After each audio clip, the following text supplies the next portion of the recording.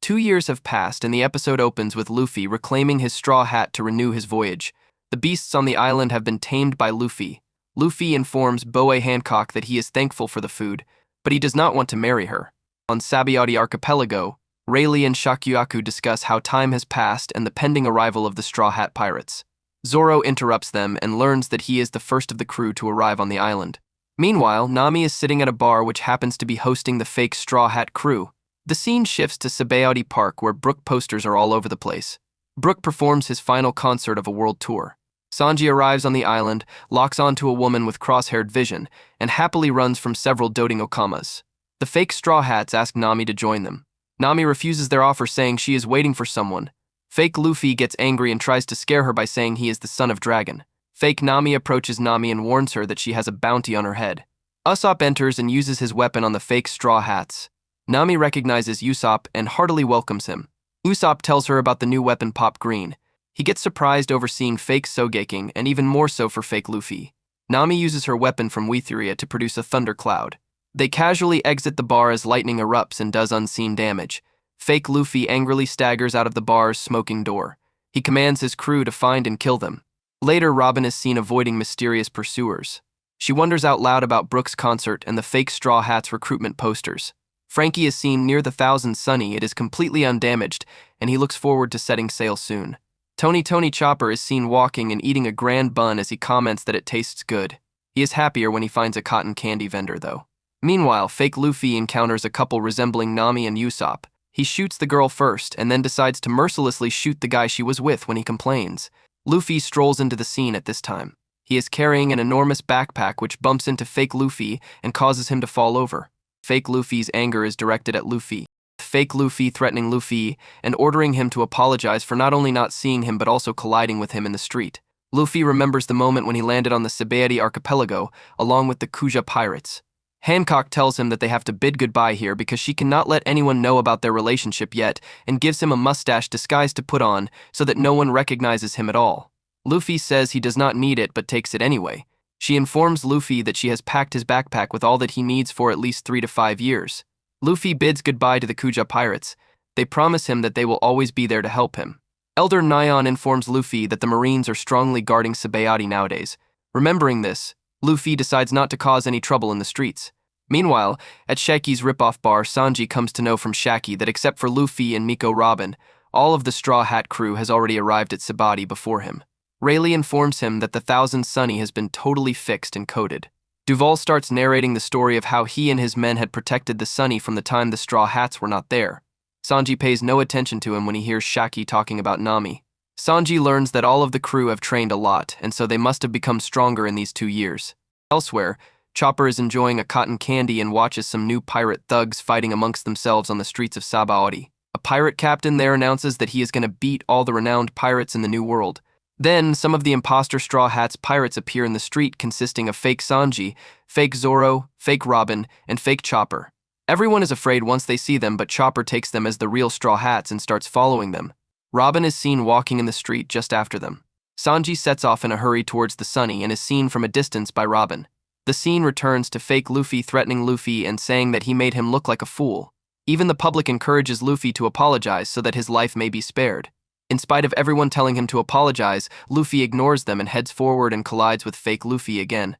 This time, fake Luffy shoots Luffy without wasting any time, but Luffy dodges the bullet using his Kenbun Shoku Haki and then releases his Hao Shoku Haki on them. While they are unconscious on the ground and Luffy walks away, the people are unable to grasp what happened and are totally confused by the sight. Again, the fake Straw Hats realize that the talking raccoon that was following them is the real Chopper, who is worth only belie 50. They agree to replace the fake Chopper with him so that they may look more like the real crew. Fake Robin agrees to take him in, but the fake Chopper retaliates and bites her head.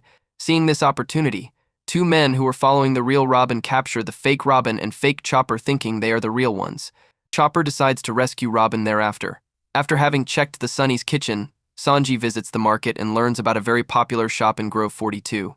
Going there, he finds the shopkeeper worrying about a green-haired man with 3 swords and a scar on his eye. He confirms it to be Zoro and learns that he has unintentionally headed toward Fishman Island on another pirate ship. Suddenly, a huge galleon ship emerges out of the water, cut in half, which surprises everyone as how someone could cut a galleon that huge with just a sword. They find Zoro aboard the ship and realize it is his doing. Robin arrives at Grove 17 to find a fully coated Sunny, as well as Frankie, who shows off his body modifications and informs her about the whereabouts of the other Straw Hat pirates. Robin questions Frankie about the flyer of Brooke's concert, to which he replies that Brooke became a star and might have given up on piracy. Brooke is briefly shown still performing Bone to be Wild at Sabaody Dome. Meanwhile, fake Zoro, fake Sanji, and the real Chopper arrive at Grove 47 and find the other members of the fake Straw Hat crew recovering from the blast of haki they received from Luffy. Chopper is overjoyed to see his comrades again, getting slightly ecstatic about Sogeking. The fake Straw Hats ignore him, and fake Luffy wonders about what kind of trick it was that knocked them unconscious. Fake Zoro, in turn, informs him about Coco getting abducted. Fake Luffy is shocked at first, then he tells the others to let her be, stating that it's her fate for looking just like the real Robin. Chopper is outraged from the words of indifference towards Robin, but fake Luffy does not pay him any mind and merely asks fake Zoro and fake Sanji what the deal is with the stuffed animal. He orders them to assemble the pirates they recruited earlier at Grove 46 in order to find the man with the long nose Usopp, the woman with the long hair Nami, and the kid with the hood and the large backpack Luffy, and take revenge on them. Once again, Chopper is indignant about how everyone finds this to be more important than saving Robin. Crying out how disappointed he is in everyone, he runs off to save her by himself. The argument was observed by two Marines, of which one recognizes Chopper and states that despite the radical change in appearance, only the Straw Hat pirates have such a weird pet. Thus, they inform the Marine base about the Straw Hats being alive. The Marines prepare to arrest the pirates gathering at Grove 46. Sentomaru appears, accompanied by two pacifista units, and declares that he will go after the Straw Hats. Upon being asked whether it is really necessary to deploy two pacifistas, he declares that the Straw Hat pirates mustn't be underestimated, and that he knew, from Kuma, that they would reunite. In the meantime, Sanji and Zoro are on their way back to the Thousand Sunny, while arguing as usual, and Nami and Usopp are out for shopping. The latter finally meet a rather distressed Chopper, who has been wondering why his friends had become so cold-hearted and what he had trained for in the past 2 years. Chopper is happy to see Usopp, and somewhat confused about Nami, who looks different from the Nami he saw earlier. He then remembers about Robin and tells his friends to hurry and save her, but Usopp and Nami inform him about the people he met earlier being imposters, much to his surprise. Upset at first, he says that being impersonated by someone is like being famous, to which Nami adds that they are famous in a bad way. Meanwhile, the fake Straw Hat pirates realize who Chopper is, and fake Zoro and fake Sanji are ordered to find him. They happen to meet the real Luffy, who, just like Chopper, mistakes them for the originals, who are seen arguing again elsewhere. Finally, the pirates recruited by the fake Straw Hat pirates meet at Grove 46. They are tailed by the Marines, and several new villains are introduced. One of them, wet-haired Caribou, looks suspiciously in the direction of the hidden Marine. Brooke finishes his concert and thanking his fans. Later, he goes backstage and is given a bottle of water and pours the water on himself. Later on, his fans call for an encore, which he accepts. The Marines then come and want to arrest him because he is a member of the Straw Hats. Brooke starts to sing his last song, proclaiming that Luffy is still alive. The Marines open fire, but Brooke already escaped on a flying fish. Chopper, Usopp, Robin, and Nami later reunite at the Thousand Sunny. Chopper and Usopp meet Frankie again and seem to be amazed over the new equipment of his body. Frankie then reveals that his voice can sound robotic and he can do several changes to his body parts. His hands have become fairly larger, but he also reveals a new arm. The episode starts in Grove 17, where the Thousand Sunny and the Straw Hat crew, excluding Luffy, Zoro, and Sanji, is. Rayleigh gives Nami information about the weather in the new world. They are all excited to see how Luffy has evolved in 2 years of training. The crew is afraid that Luffy might have caught up in some trouble. They want to inform Luffy, Zoro, and Sanji that they must go to Grove 42 and set sail for the new world.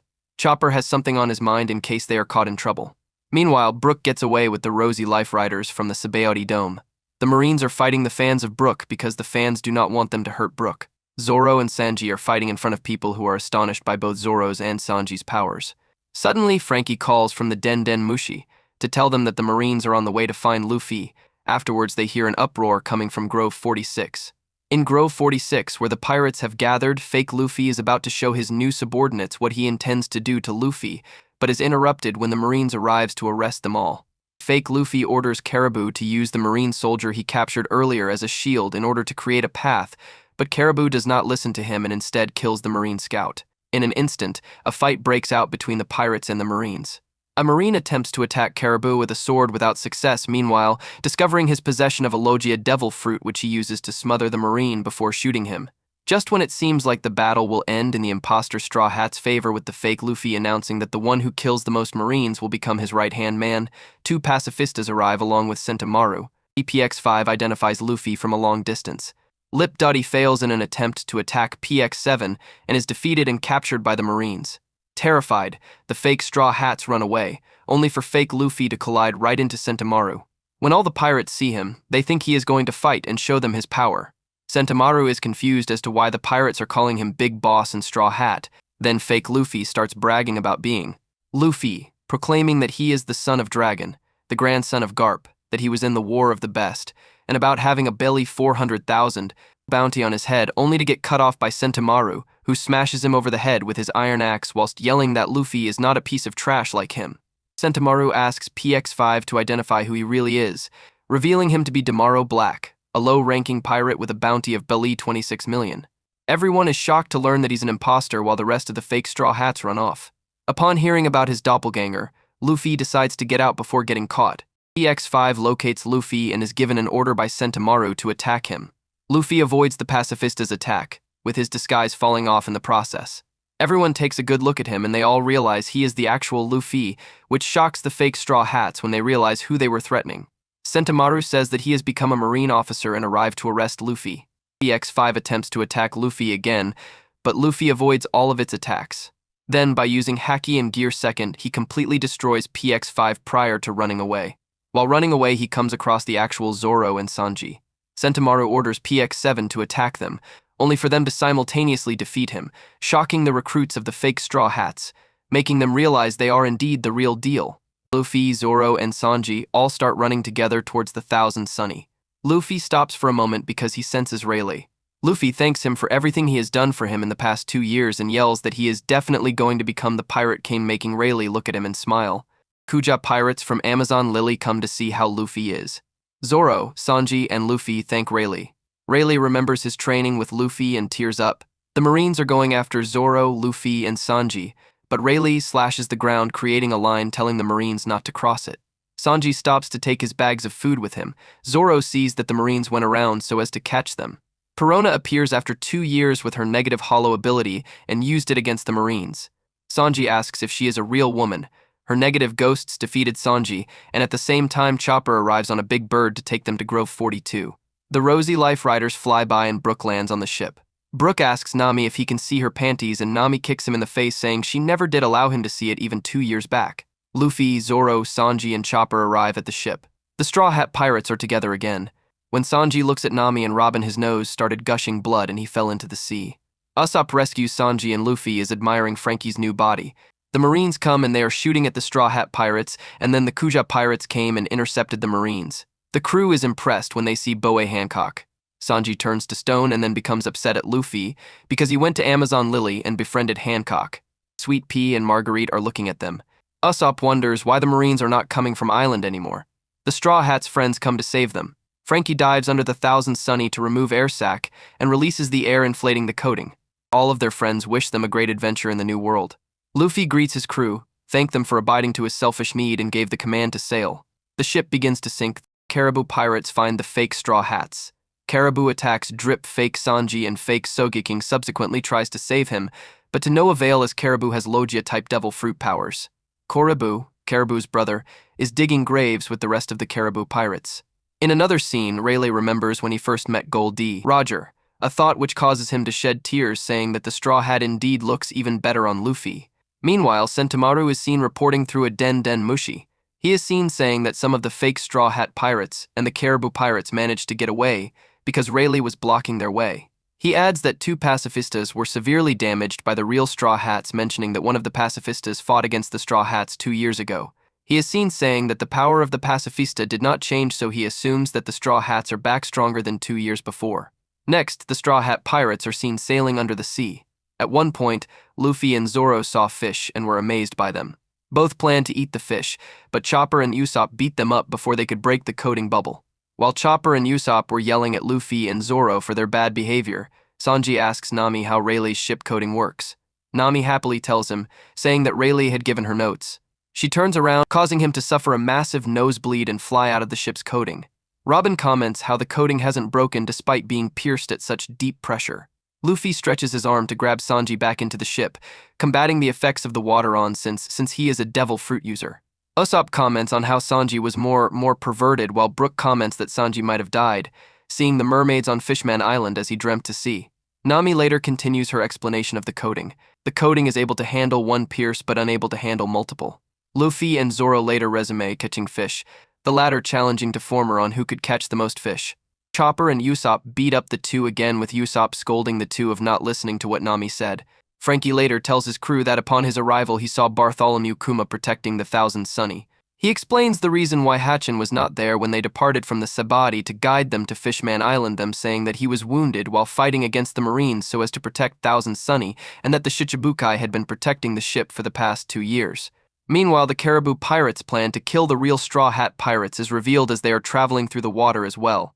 Usopp spots their ship just as the Caribou Pirates' attack on the Thousand Sunny is launched. As the bubbles of the two ships come close, Caribou orders his crew to rush on Thousand Sunny. Caribou manages to get on Thousand Sunny, but the rest of his crew is pulled away by Mamu, who runs away when he recognizes Nami, Sanji, and Luffy. When Caribou realizes that he is alone against the Straw Hats, he begs them not to throw him into the sea, and finds excuses so as to let him live. Later on, Nami is explaining to the rest of the crew about the undersea currents, only to be interrupted when Thousand Sunny is drifted by a downward current. While drifted by the current, Straw Hats come across the Kraken, a mythical huge sea monster which is now blocking their way. Luffy gets excited and decides to tame it. In the meantime, the rest of the Caribou Pirates are returning so as to save their captain, but their ship is destroyed immediately by the Kraken. Luffy, along with Zoro and Sanji, coat themselves so as to fight against the Kraken. The Kraken attempts to attack Thousand Sunny, but the Straw Hats manage to avoid the attacks thanks to Frankie uses his new rocket launchers, Chopper who uses his guard point, and Robin who demonstrates her new power by creating a gigantic hand that protects the ship from a boulder. The trio each reveal some result of their intensive training these past 2 years. Sanji showing his blue walk and a new kick, Diable Jambien Kiwit. Zoro cuts the Kraken with his new 3-sword style technique, Ogi Rokudo no Tuji, before Luffy finishes him off with a Haki-imbued Gomu Gomu Gomu no Elephant Gun. After the Kraken is defeated, from somewhere inside the Kraken, a big shark wearing a t-shirt appears and thanks them before going to the deep sea. Luffy, Zoro, and Sanji get sucked into the deep sea current. The rest of the Straw Hat Pirates look for them on their way to Fishman Island, but cannot find them. Meanwhile, Caribou sneaked into a barrel and is scheming to kill the other Straw Hats, but Frankie hears Caribou talking and traps him. A while later, they reach some undersea volcanoes and lots of huge sea creatures around them, which makes the crew nervous. Frankie has to use coup de burst, albeit with less power than usual, 4 times to escape from them, but has to stop, due to the fact that the bubble shrinks whenever coup de burst is used. After barely escaping from the jaws of a giant anglerfish, they see Watatsumi, who knocks out the anglerfish. The Flying Dutchman shows up and Vanderdecken tells Watatsumi to crush the Thousand Sunny, but then the Kraken beats Watatsumi. The volcano erupts and the pirates run from it. Sarum jumps off a cliff and some big stones are about to crush them, but Usopp stops them for a while with his new move called Sargasso. But when they are celebrating their survival, a rock hits Sarum's head, made it faints as they are descending to the depth of the cliff. At the bottom of the cliff, they find Fishman Island, but when they are about to enter, they are stopped by a group of sea monsters and someone riding it. The Straw Hats encounter the mysterious fishmen riding one of the sea beasts. One of the fishmen, Hammond, insults Sarum for carrying the crew or those sinful humans. Sarum gets scared and leaves the Thousand Sunny and its crew behind. After Sarum left, Hammond addresses the crew and their achievements, namely beating Arlong, defending Hachi, and punching a world noble. He then offers the crew a choice: either join the new Fishman Pirates or die. Luffy immediately responds by saying no and making a face at Hammond. During all of this, Nami tells Frankie to use a full power coup de burst. By using the acceleration of the burst, they will rocket towards Fishman Island and escape their enemies. Everyone immediately prepares the ship, and afterwards, Frankie launches the coup de burst, sending the Sunny straight towards Fishman Island. The crew makes it through 2 bubbles. Unfortunately, the second bubble contains water. The strong currents from the second bubble separate the Straw Hats and the Sunny. Much later, Luffy wakes up in the company of Sanji, Usopp, Chopper, and a group of small mermaids. The gang rejoices that Luffy woke up and they talk until they meet Kami. Luffy and the others, but mostly Sanji, are excited to meet Kami after 2 long years. Kami explains how she was going to meet them, but she thought it was a month later until then. Either way, Kami is happy to see everyone and gives everyone some soup. Kami then freaks out, realizing that she was trying to warm everyone up with cold soup. She and Usopp engage in an odd, shocked face fault, while everyone else eats the soup. After some talking, the Medaka mermaid quintuplets come by and give the group their clothes back, all dried. Kami introduces the quintuplets and tells the group that they are in the girls' dorms of the Mermaid Cove, which gets Sanji all riled up. Eventually, the group leaves Kami's apartment and heads for a higher level of the island on a sea turtle. Luffy asks Kami about Hachen and Papag, to which she explains that Hachen is recovering in the Fishman district and that Papag is a famous designer living in a high-class mansion. Kami then shows off the bubble roads to the group as they make their way into an air-filled area of the island. After reaching their destination, Usopp and Chopper marvel over the fact that there's air and clouds in where they are. A voice calls out to Kami. The voice belongs to Ishili, who is relaxing with other mermaids. The group is shocked at the sight of real mermaids. Usopp even remarks how this is something out of a fairy tale. Sanji then immediately starts crying and excitedly proclaims that he has found his all blue, though Usopp remarks is that what you really want, Sanji. Kami then introduces the Straw Hats to the group of mermaids. One of them comes up to Sanji and grabs his arm, asking why he is crying. She then asks him to dance with her underwater. Sanji then remarks on how this might be too good to be true, and that he might die on Fishman Island on that very day, but Usopp remarks on how negative Sanji is being. Elsewhere, Hammond and some of the other new Fishman pirates report to their leader about the Straw Hat pirates entering Fishman Island. Their boss then tells them to bring the Straw Hats to him immediately. The episode begins with an infatuated Sanji playing in a pool with the mermaids in Mermaid Cove. The chef states his wish to live there, with a mermaid remarking how much fun he is. Luffy, soaking his feet on the side of the pool, comments on how nice it must be to swim.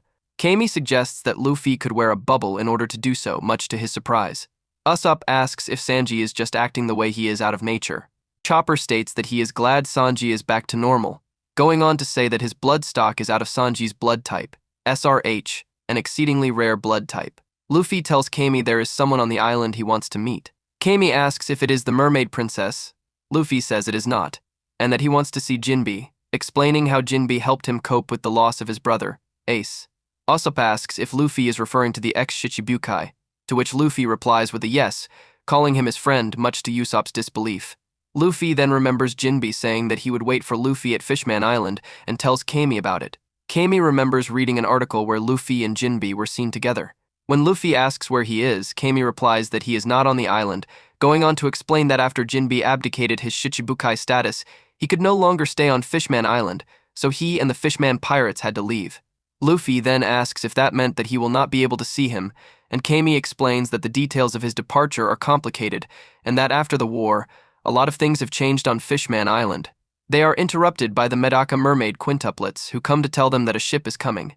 Nika, one of the quintuplets, tells Kami that it is a rare kingdom ship. Kami realizes that the ship might be coming to arrest Luffy, and tells the crew that they must hide. Luffy, Usopp, and Chopper all hide behind rocks, while Sanji, still in the water, is shielded from view by Ishili, who is trying to tell him to hold still while hugging his head to her chest, which the chef appeared to enjoy immensely. The ship, identified by Kami as a royal gondola, essentially a large oarfish with some sort of carriage with oars sticking out built into it, approaches them. A nearby mermaid does not believe that there could actually be royalty aboard it, wondering why would they come from Ryuk Palace to this little corner of the island. Trumpets are then heard, heralding the arrival of the princes of Ryuk Kingdom, the Neptune brothers. One of them greets the mermaids, saying he has a question for them. 3 mermaids shriek with joy at the sight of the princes, asking them why they are there, while Luffy, hidden behind a nearby rock, quietly looks on. He then wonders why there would be princes at Mermaid Cove, as do Usopp and Chopper. The Neptune princes Fukaboshi, Ryuboshi, and Menboshi then come forth.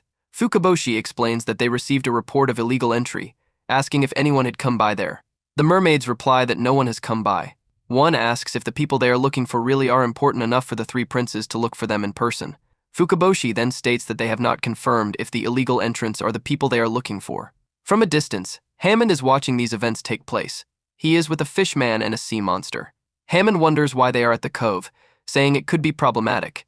Fukaboshi then thanks the mermaids for their time, saying that he will continue searching elsewhere and that the border patrol must have made a mistake. He then apologizes to the mermaids for taking up their time, to which they reply that it was not any trouble at all.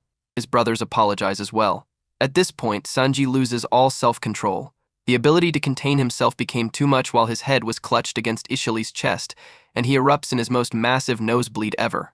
The blood spurted extremely high, taking the shape of a mermaid doing a sexy pose. Chopper yells out in shock as he runs toward him. The mermaid holding him screams, not knowing what just happened. The bottom half of Sanji's face is completely covered in blood, and there is a lot more of it in the water. Luffy remarks that Sanji just lost a dangerous amount of blood. Usopp realizes that Sanji could not handle the excitement after all, and keeping it suppressed caused him to explode like this. Fukaboshi, checking some of the crew's wanted posters, realizes that the person he is seeing now must be Monkey D. Luffy. He then orders his ammo knights to advance. Hammond realizes that the Straw Hat Pirates are there now too. Hammond says that it would be bad if they got into a fight with the Neptune army and decides not to do anything for now. Chopper runs to Sanji's side, telling the guards to wait a moment while apologizing for entering illegally and asking the guards to postpone their arrest. He then asks for someone to donate blood, saying that if Sanji will not be treated, he would die in about an hour. Chopper said Sanji's blood type is SRH, an extremely rare blood type. He asks if anyone could donate some and asks if Fishman or Merman blood could be transfused into a human's body. The guards stop in surprise. Luffy then begs for someone to give Sanji some blood. As some mermaids look on in fear, Chopper asks again if anyone has the necessary blood type. Usopp finishes the plea by saying that they cannot let Sanji die in such a stupid way. Kami tells Chopper that humans, mermen, and fishmen all share the same blood and that it is transfusible. She is about to explain more but is interrupted by Hammond's laughter.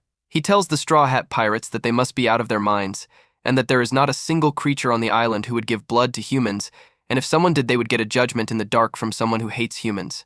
Luffy then recognizes Hammond from their earlier encounter as Kami suddenly dives under the water. One of the guards tells Fukaboshi that the person talking is Hammond from the Fishman district. Hammond tells Sanji to stay bleeding as he is and to die helplessly. He then tells about the rule put in place long ago, forbidding fishmen and humans from sharing blood. Usopp and Luffy look at him in disbelief. Hammond goes on to explain that the rule, ironic to the situation, was put in place by humans, fearing the fishmen as monsters, to prevent the mixing of bloodlines. Hammond then ordered them to abandon the life of one crew member and come with them to the Fishman district, as their boss, Hody Jones, wished to see them. Usopp then shouted that he did not know the detail of that law, and that if someone with SRH blood came forth to help, he would thank them in any way possible. Hammond, ignoring Usopp, remarks that they will just have to take the Straw Hat Pirates by force. He shoots a trawl net from a gun at them. Luffy sweeps the flying net out of the way, saying he would not listen to Hammond and that he had told him this earlier. He then proceeds to knock out Hammond and his accomplices with one Gomu Gomu no jet pistol each. Fukaboshi and some mermaids look on in shock. Hammond and the two other pirates have been knocked out cold. Usopp then yells that there's a sea monster behind Luffy. Luffy dispatches the monster by using Haoshoku Haki, intimidating it enough so that it would not fight, but not enough to faint. Chopper and Usopp were shocked at how the monster realized its own defeat without actually fighting. Fukaboshi does not seem fazed by this, though says that it was impressive. Kami then reappears, having hijacked the royal gondola. She tells them that they should go into town as she saw a lot of humans at the port. Kami then apologizes to the guards, promising to return the giant oarfish to them once they are done with it. Once everyone is on board, they set off, leaving everyone else, including the princes, at Mermaid Cove. On the gondola, Kami apologizes, saying she would be willing to help if she were the right blood type for Sanji, but she is not. Usopp tells her that she has nothing to be sorry for, as it all goes back to Sanji having impure thoughts, pointing out the smirk on the chef's face as evidence. Chopper tells Sanji not to think of anything, as every second is precious. Back at Mermaid Cove, Fukaboshi is talking to the mermaids, saying them covering for the pirates created a huge mistake, asking them why they did it. The mermaids apologize, saying that the pirates were not bad people and friends of Kami's, and that they did not want the crew to get arrested for illegal entry. One mermaid says she hopes Sanji will be all right. Fukaboshi told the mermaids that they were jumping to conclusions. Since the Straw Hat Pirates are already infamous pirates, it did not matter if they entered illegally since the army more or less knew who they were dealing with. Ryoboshi adds that they were looking for them for a different reason and also states that they had just lost their chance to give the Straw Hats a message from Jinbe, Luffy, and the others looking for a blood donor. Unfortunately, none of the fishmen they passed volunteered. After splitting up, Chopper spots humans going into a bar and calls the others. Meanwhile, Ishili and a couple of friends discovered the barrel Frankie trapped Caribou in, which floated in with Luffy and the others. Thinking there might be treasure or alcohol in it, they prepare to open it. Back at Luffy's group, Sanji wakes up after having received donated blood. He asks where he is, and Kami tells him he is at her friend's house. Chopper collapses face first on the bed, saying how happy he is to have found donor blood. Sanji, confused by Chopper's talk about blood, sits up while asking what happened. Kami quickly tells him to lie back down. Luffy, sprawled out in a chair, asks why no fishman would help them, saying they had been all over the island. going on to say he thought Sanji was a goner. Sanji, touched by his friend's selflessness, thanks them. He then tries to remember what happened to put him in such a state, but has difficulty with it. Luffy and Usopp implore him to stop remembering, as he will lose blood again and there would be nothing they could do to help him again. Usopp points to a curtain where only a hand is visible, saying they found the donor at a pub. From behind the curtain, Sanji hears a feminine voice. He then asks if they took the blood from a fragile young lady. Usopp pulls back the curtain to reveal two Okama, the pirate twins Splash and Splatter. One of them even offers him more blood if it is necessary. Sanji screams and foams at the mouth in shock. While Usopp is telling Sanji to thank them, Chopper realizes that Luffy had been poisoned, noticing the entry point on his arm. Chopper is amazed at how Luffy did not react at all to such a deadly poison and that he already had antibodies to counter it. Luffy remembers Magellan's poison almost killing him and impelled down and gives that as the reason for his immunity. Luffy remembers the merman with the sword and the octopus legs and attributes the poison to him, saying he seems strong. The scene then changes to Hizuzu, the merman in question. As he carries the unconscious bodies of Hammond and Casagon back to the Fishman district, he hears a scream coming from the cove. He just thinks it is noisy mermaids having fun. He then starts berating himself for accidentally poisoning Luffy, as he'd be in trouble if he dies. In the cove, a mermaid says that the scream came from Ishili's group. Another mermaid said she had heard it from where she was, and that Ishili had mentioned something about opening the barrel they found. The barrel is now broken open and a muddy substance slithers away from the scene. The scene changes to the back of the Mermaid Cafe. Kami is talking to her boss, Madame Shirley, who is asking about Sanji's well-being. Kami thanks her for letting them borrow a room, and then asks Madame Shirley not to go in to see Sanji as she is beautiful, therefore dangerous to Sanji. She also asks her to keep it a secret from Sanji that he is in the back of the Mermaid Cafe. Kami tells her that Chopper told her they would be in big trouble if Sanji found out where he was. Madame Shirley comments on the irregularity of Chopper and Kami's requests. Luffy and Usopp find Shirley's crystal ball, which she tells them not to touch. Kami explains to them that Shirley is a fortune teller and was rather well known. Shirley, however, said that she was retired, as the future was better left unknown. Luffy then asks her so, do mermaids poop, and Usopp asks why he used so in his question. This angered Shirley, who called Luffy a vulgar child. Kami quickly told him to apologize, which he did. Shirley then tells Kami to take the rest of the day off and show her friends the island. She said not to worry about the influx of human pirate customers, as she had enough hired help to start handling the crowd. The star part of the word start made Kami remember Papag, and how she had to deliver a clam to him. Shirley tells her that Papag is in the cafe, making a ruckus about some old friend of his. After leaving the room, Kami tells the Straw Hats about some of Madame Shirley's famous predictions, such as predicting the great age of pirates 1 year ahead of time. She also accurately predicted the war at Marineford and Whitebeard's death. Because of her accuracy at predicting disasters, she has come to hate her ability to see the future. She takes them to the main street of Coral Hill and the front entrance of the Mermaid Cafe. When Luffy stated how hungry he was, Kami said they have cakes, sea fruits, and shellfish, but no meat in the sense Luffy was thinking. Usopp tries to distract Luffy from his bitterness about the lack of meat by reminding him Papag is inside. That friend that Papag was talking about turned out to be Brook. Papag was glad to see Luffy and Usopp. Brook has a mermaid on either side of him. One of them kisses him on the cheek, telling him to come back soon, saying the whole time he was there was like a dream come true. After telling them he will be back, Brook launches into a slew of his bone jokes, bodily jokes, and already dead jokes. Usopp was surprised by Brook's excitement. Papag interrupts, saying he was about to show Brook his estate. Papag entices Luffy with sea monster meat, saying it is a staple of his diet and he always has a lot in his house. Kami gives him the Orient clam, which delights the starfish. Usopp was confused since it was a shellfish. Kami explained that fishmen can eat meat and fish while mermaids cannot. Luffy is relieved to hear there is meat on the island after all. As they call a taxi, Brook notices a wanted poster of Vanderdecken. Papag was surprised that the crew had met him, telling them he is like a bandit of the sea floor and the whole country has been searching for him for years. He then tells them to get on the taxi.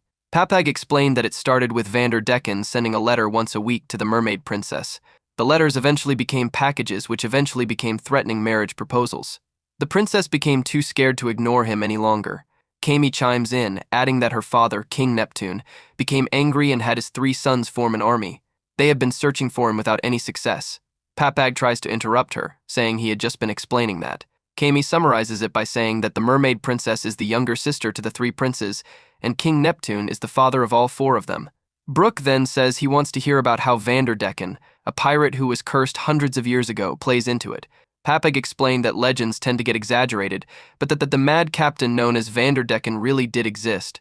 The legend had it that he came to Fishman Island and died. The ship they saw was the real Flying Dutchman, but the captain was his grandson. Kami interrupts here again to finish the story, leaving Papag in despair. Vanderdecken IX.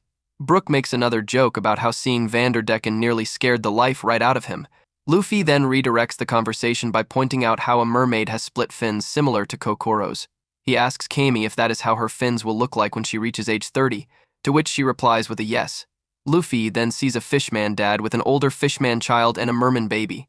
Luffy remarks how fun the variety in sizes and colors of each species is. Papag explains that when a fishman and mermaid marry, they could either have a baby that is merman maid or fishman woman, so there are 4 types of patterns. As they are about to get on a highway, Luffy asks about something in the distance.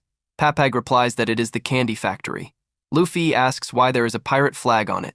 Papag tells him that there's a similar one at the entrance to the port, as the island is now under the protection of Charlotte Linlin, also known as Big Mom, the 4 Emperors. Papag explains that after the war, Big Mom started protecting the island since Whitebeard had died. In return for her protection, she demands a large amount of candy every month. Kami explains that the island is so dangerous that they need something big protecting it, otherwise the government could not function.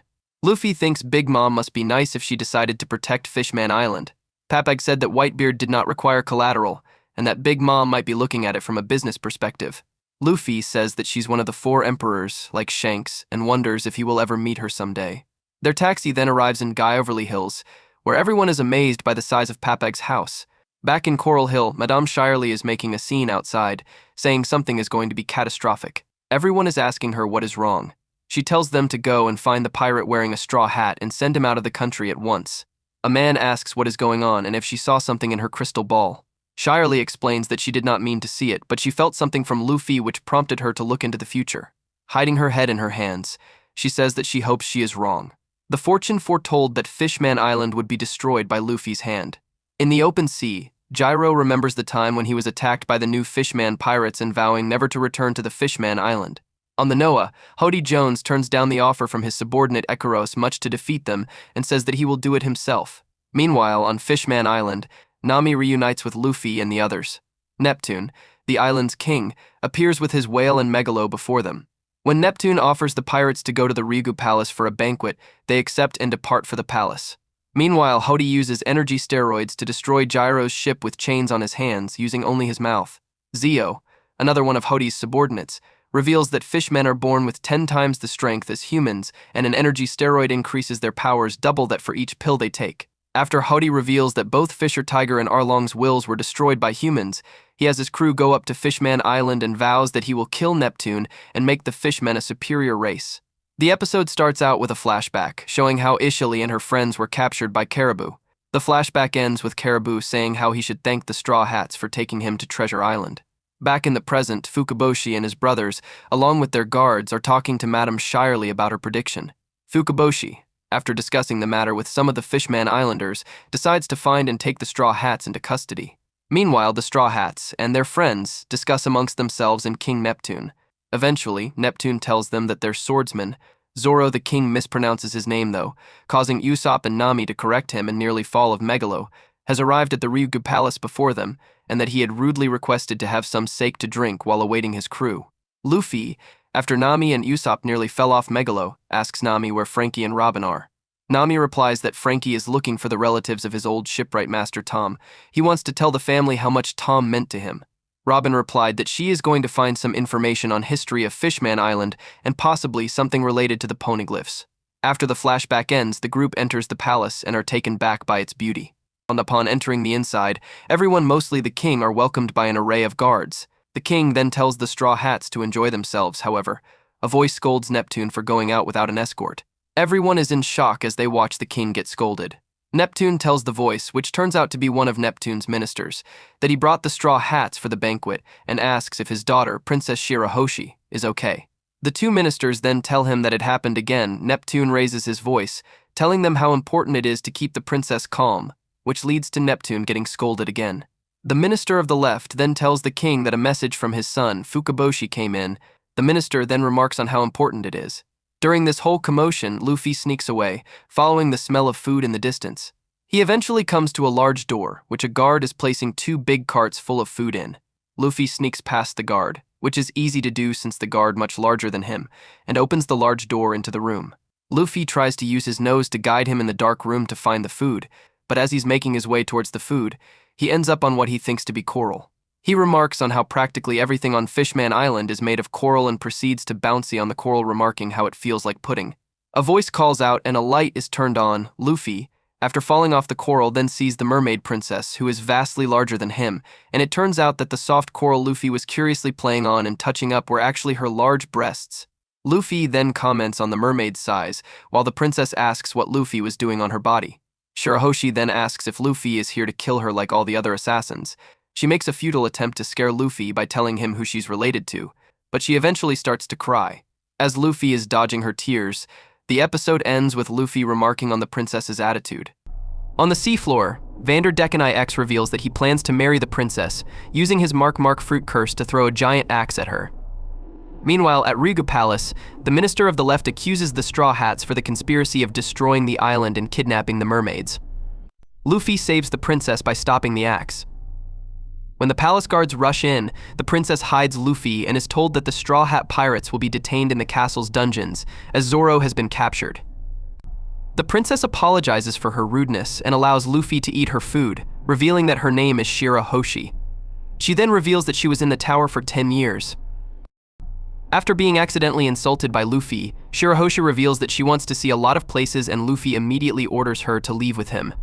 Meanwhile, Nami, Usopp, and Brook confront the palace guards just as Zoro, who has escaped from the guards, arrives.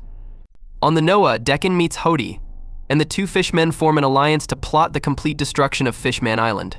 The guards around Zoro and the others and preparing to pop their air bubble. However, Nami found some bubbly coral and made the whole room fill with air, and Zoro prepares to fight Neptune.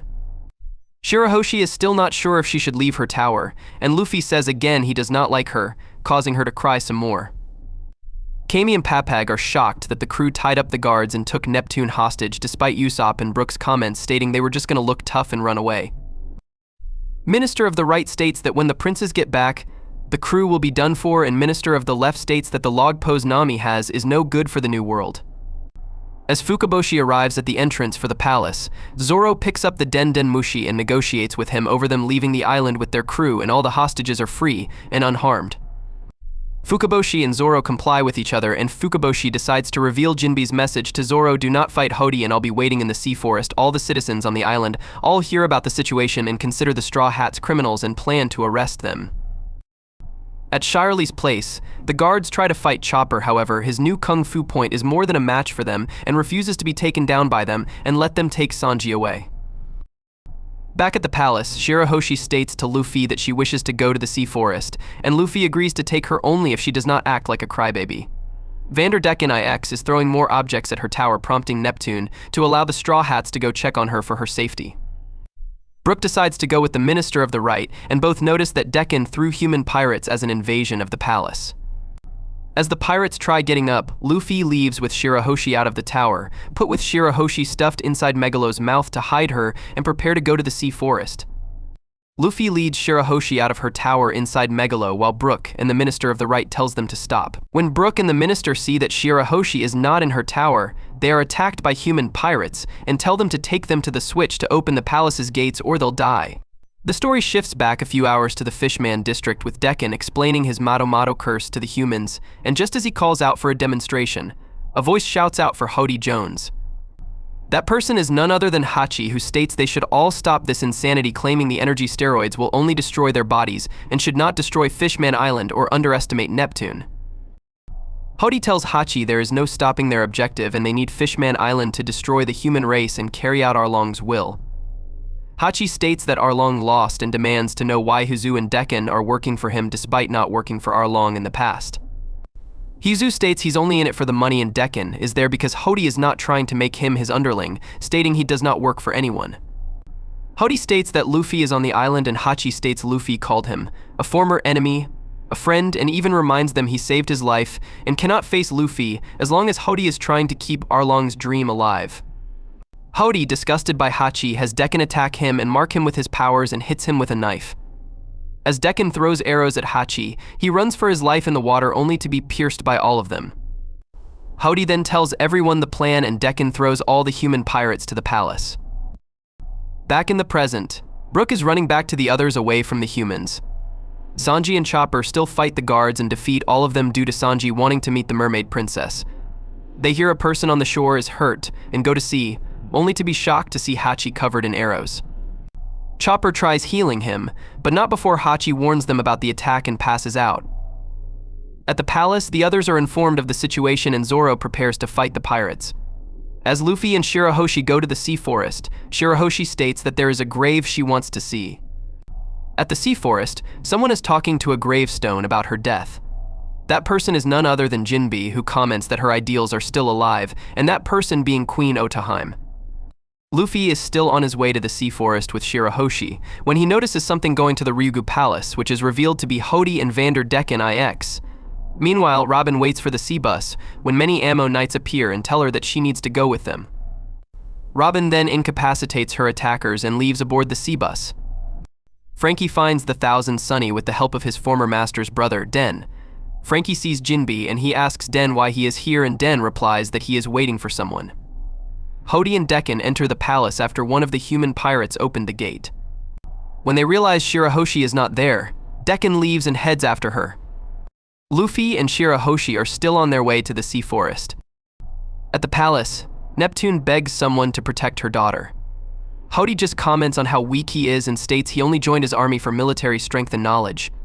He states he will revive the dream and ambition of Arlong. Nami is shocked by hearing this and during his speech she escapes with Kami. Hody declares he will destroy the army and the Straw Hats and begins to flood the palace. He attacks the guards and Neptune defends them. Zoro tries attacking, but Hody blocks the attack with one of his own men. Usopp and Brook are told by Zoro to untie the guards and assist in the fight. Zoro decides to hold off Hody while the others escape and prepares to fight him underwater. At the coast on the island, Chopper is tending to the injured Hachi while Sanji is noticing the citizens surrounding them. They state that the Straw Hats are responsible for the mermaid kidnappings and how they should pay for their crimes. Sanji states they did not steal any mermaids and are framed. Luffy and Shirahoshi see them and Luffy goes down to try to figure out what's going on and hears Hachi's pleas of leaving the island. The citizens believe Luffy left the palace and tried to kidnap Shirahoshi, but others state that's impossible due to her size. Unfortunately for Shirahoshi, Megalo has finally reached his limit and pukes her out, shocking the citizens. Chopper comments on her size and begs Sanji not to turn around, or he will die and the citizens believe that the crew kidnapped her. Luffy asks Shirahoshi why she got out of Megalo's mouth. She apologizes and asks him not to get mad at her as she starts to cry. As someone calls Luffy filthy and heartless, Chopper urges Sanji not to turn around. Sanji realizes that Chopper's warning can only mean that the mermaid princess is right behind him. Chopper tells him he is correct, but seeing the princess would without a doubt kill him if a normal mermaid made him lose so much blood before. As Sanji begins to get lost in thought, he remembers hearing that even the most beautiful woman in the world, the pirate empress, would pale in comparison, and realizes that his dream is now in his grasp. He then tells Chopper that for the sake of his dreams, he chooses death. Chopper retorts by exclaiming that he thought that his dream was to find the All Blue. He turns around and looks at her. He realizes that he is gazing upon something that his imagination could never fathom, that no painting could ever capture. He then turns to stone, much to Chopper's shock. Luffy is examining Hatchin, trying to get Hachi to tell him who attacked him. Chopper wonders if Sanji turning to stone could be from a side effect of receiving Okama blood. Shirahoshi cries and asks Luffy what she should do, but all of a sudden, the locals take action and tie up Luffy, Chopper, Hatchin, and the still petrified Sanji. Luffy asks them what they are doing, and the locals tell him not to underestimate the warriors of Fishman Island. One of the locals identifies Hatchin as a former member of Arlong's gang. Shirahoshi tries to explain to everyone that Luffy was only helping her, but the locals will not listen and promise to behead the pirates. Luffy then notices something and tells them that something is flying toward them from behind the crowd, but a local asks Luffy if he really thinks they are dumb enough to fall for that. Someone then notices that Luffy is not lying and everyone is shocked to see it is none other than Vanderdecken IX. Decken yells that he found her, this time saying of course I did instead of I think. The locals are shocked that after hiding out for 10 years, he now suddenly appeared on the island, and someone yells for Shirahoshi to run for it. Decken tells Shirahoshi to give him an answer, saying she will escape death if she says yes, telling her to run away with him and marry him. The locals are shocked to hear him ask for marriage after constantly attempting to take her life. Shirahoshi tells him she is sorry, but he is not her type. The locals are comically stunned to find out that is why she will not marry him, and not his violent tendencies. Decken is crushed, and actually looks emotionally hurt. He tells her she should be ashamed of herself, because he has had feelings for her for the past 10 years and then she steps all over them. He then asks her who she is planning to be with. He goes on to say that now that he knows her feelings toward him, her existence is now an eyesore. He gets ready to attack her as a local tells her to run, but Luffy tells her to wait, having now dubbed her Scaredy Cat. A local grabs him by the collar and asks him if he is working for Decken and if he wants the princess to die. Luffy shouts that if she gets too far away from him, then he cannot protect her, so Shirahoshi tells Luffy she will remain with him. Decken then attacks Shirahoshi with another axe with a rose painted on it. Luffy tries to help, but is blocked by locals who still think he is trying to harm the princess. Luffy apologizes, saying he has nothing against them, then knocks them out with a burst of Haoshaku Haki because they are in his way. He then kicks off from the ground, flying toward Decken, who is still on the coral. He does a flip in the air and brings his legs down on the coral, sending it crashing to the ground and knocking Decken off. The locals are amazed at Luffy's abilities, even when he is tied up. Decken asks Luffy why he is interfering with his and Shirahoshi's love, and figures that Luffy was the one who brought Shirahoshi out of the palace. And Luffy realizes that Decken was the one who had been throwing things at Shirahoshi as he gets ready to do an attack. Decken tells him he will take both of their lives, saying they would not be a pair, as they would be cut into a set of 4. Luffy then uses a new technique, Gomu Gomu no Jet Hammer, plowing Vanderdecken IX into the ground head first. The locals are shocked to see that Luffy beat Vanderdecken. They then realize that Decken was still moving, despite being planted head first into the ground, and decide to capture him. Luffy headbutts Megalo, telling him to wake up and ask Sanji if he is alright. Chopper tells Luffy that Sanji had turned to stone earlier, but now he seems happy, and most importantly, conscious. Luffy tells Shirahoshi they need to go. Shirahoshi asks Luffy not to yell at her, as all the excitement has gotten her quite worked up. Luffy tells her that for some reason the island hates them, and they need to get out of here. Shirahoshi unties Luffy, making the locals wonder why she is helping him. She apologizes to them, and tells them she will be home in time for dinner, which confuses them. The Straw Hats get on Megalo's back, and Shirahoshi grabs onto his jaws much to his discomfort, as they get away. Just as they get away, Vanderdecken IX gets his head out of the ground and swats away the people trying to capture him. Yelling that they will not get away, he calls on Wadatsumi and tells him to pound them into the ground. Wadatsumi gets ready to punch them, but Luffy beats him to it and hits him in the face with a Gomu Gomu no Jet pistol, breaking one of his teeth. Decken seems upset that they got away. The scene changes to the Ryugu Palace, where someone informs Jones that Nami and Kami had escaped. Jones tells him to ignore it.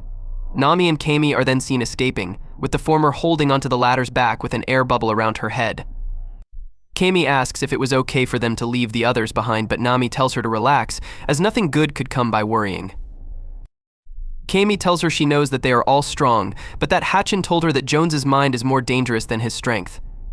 Nami then asks her what kind of person Jinbe is. Kami replies that he is a pirate who is popular at the Ryugu Palace and can come and go as he pleases. Nami remembers that he was also in the same crew as Arlong, and that Jones is the successor to Arlong's will. She then mentions one of Jinbe's messages to Luffy, "Don't fight Hody." Nami adds that she thinks she has figured out what the message means. Kami tells her she thought it only meant that Jones is dangerous. Nami adds that it is okay for Zoro and the others to get Jones angry. She then tells Kami she wants to meet Jinbe and remembers he is waiting at the sea forest. Nami says that the situation seems to have a long and deep-rooted history, and has a feeling that Jinbe knows all about it. She then asks Kami to head to the sea forest. Back in the palace, Neptune is giving orders to his guards. The soldiers tell him they will take care of Jones and the pirates. Neptune tells them not to. He tells them that even though he did not get a chance to fight, they all ended up as victims. He orders them to surrender the castle for now, reunite with Fukaboshi, and get ready for the rematch. The guards are shocked at the orders. Usopp and Brook are in the water. Usopp wonders what Zoro can do to fight a fishman in the water as Brook tells Usopp he is not going to make it. The episode ends with Zoro seemingly defeating Jones with a single slash, and the new fishman pirates astounded at what happened to their captain, with Usopp looking on in shock. Zoro cuts Hody and asks for Neptune's help to escape from Ryugu Palace. Hody recovers with an energy steroid and stops Neptune and the Straw Hats. However, the two ministers and the palace guards escape. Luffy, Shirahoshi, Chopper, and Sanji reach the sea forest, where they find the Thousand Sunny and Frankie. Jinbe and Luffy meet for the first time in 2 years, but Jinbe is greatly shocked to see Shirahoshi out of the tower and Hachi injured. Later, Nami and Kami also arrive with the sad news of what happened in the Ryugu Palace. Jinbe apologizes to the Straw Hats for letting Arlong go on a rampage in the East Blue. Robin is seen walking through the sea forest and eventually finds what she was looking for. Meanwhile, Neptune's army escapes the palace, and the ministers lament on how this has turned out. The minister of the right tells the soldiers to look for the princes, and then they'll come back to reclaim the palace. While this is going on, the new Fishman pirates are forcing the citizens of Fishman Island to step on a Fumi-e of Odime's face as loyalty. As Doson is forcing the citizens to do this, Fukaboshi arrives and punches him in the face in anger for forcing the citizens to step on the Fumi-e of his late mother's face. At the graveyard, Jinbe reassures Shirahoshi that her father will be saved. Sanji is serving tea to the girls and Nami tells him to settle down as she's trying to have a conversation with Jinbe and wants to know if he really did send Arlong to the East Blue. Sanji also wants to know as he remembers Jinbe's name from what Yosaku mentioned 2 years ago and from reading the paper involving Luffy working together with Jinbe. He goes on to state how hard Nami has had it with Arlong for 8 long years and claims what he says next will decide if he forgives him or not. Jinbe is left shocked by hearing this and Hachi states it's all true, while Nami reminisces her time with Arlong's gang. Nami states that no matter what, she will never forgive Arlong for what he did and notes that from 2 years ago on Sabaody, she never imagined that Fishmen would ever be captured and noticed that Sabaody Park is identical to Arlong Park in design. Hachi states that Arlong always hated humans, but as a child, along with Hachi and the others, desired to be a part of the human world. He states that 200 years ago was when the world government made a truce with fishmen, and the king was later able to attend the Council of Kings. However, mankind still hated fishmen. Den talks about how the Great Pirate Era caused great trouble on the island and Jinbe states how that was ended thanks to the late Whitebeard. Jinbe talks about how those in the government with power are the ones who are the worst in discrimination, such as the world nobles. He states that 2 people on the island attempted to make a change for Fishman, the hero of slaves, Fisher Tiger, and the late Queen, Otoheim. While Luffy cannot remember Tiger completely from his talk with Hancock, Jinbe states it was because of these 2 that changed the history of the island. Jinbe decides to tell the others and Nami about how Tiger and Otoheim tried to change Fishman Island. The story now goes back 16 years ago. On Fishman Island, a robber has taken some money with a hostage. Then the queen rushes over to help despite her guards saying they'll handle it. The robber warns her and shoots, but Otoheim dodges with the usage of Kenbunshoku Haki and slaps the robber. She screams in pain from the slap due to her fragile body. She asks the robber why he did what he did, and he states that he has 10 children that need feeding and his job burnt down and needs the money, while Otoheim just slaps him to knock some sense into him. She then cries apologizing for not knowing the pain he was going through and he starts crying too for what he did, but was desperate to help his wife and children. The guards arrest him and he swears he will become a changed man and Otoheim supports him. The citizens all commend Otoheim and how she always tries to help others. Otoheim now gives a speech about humans and how they shouldn't judge them and try to befriend them above the surface and encourages the citizens to sign a petition for a migration for the World Council coming up. The citizens refuse because of their dislike towards humans, while Jinbe just comments that this will never change anything. At the palace, Otoheim returns to her children and comforts a crying baby Shirahoshi while the brothers promise they looked after her. Neptune is seen talking with the ministers about Otoheim's dream while telling them about how their ancestors tried to take the fishmen to the surface hundreds of years ago using the Noah, but ended in failure. He tells them to look over Otoheim. The next day, at a bar, some pirates are harassing a fishman waitress, stating that they think fishmen are just so special and Jinbe steps in and tells them to shut up as they are making his steak taste bad. Jinbe is revealed as a soldier of the army at age 30. In the town, Arlong takes the forms and states that he's been doing the army's job and has been killing humans on the island. A soldier asks for boss. Jinbe's help and Jinbe tells Arlong to knock it off and states that he does not really care about those papers, but they're important to the queen. Arlong does and states it's been a long time, brother.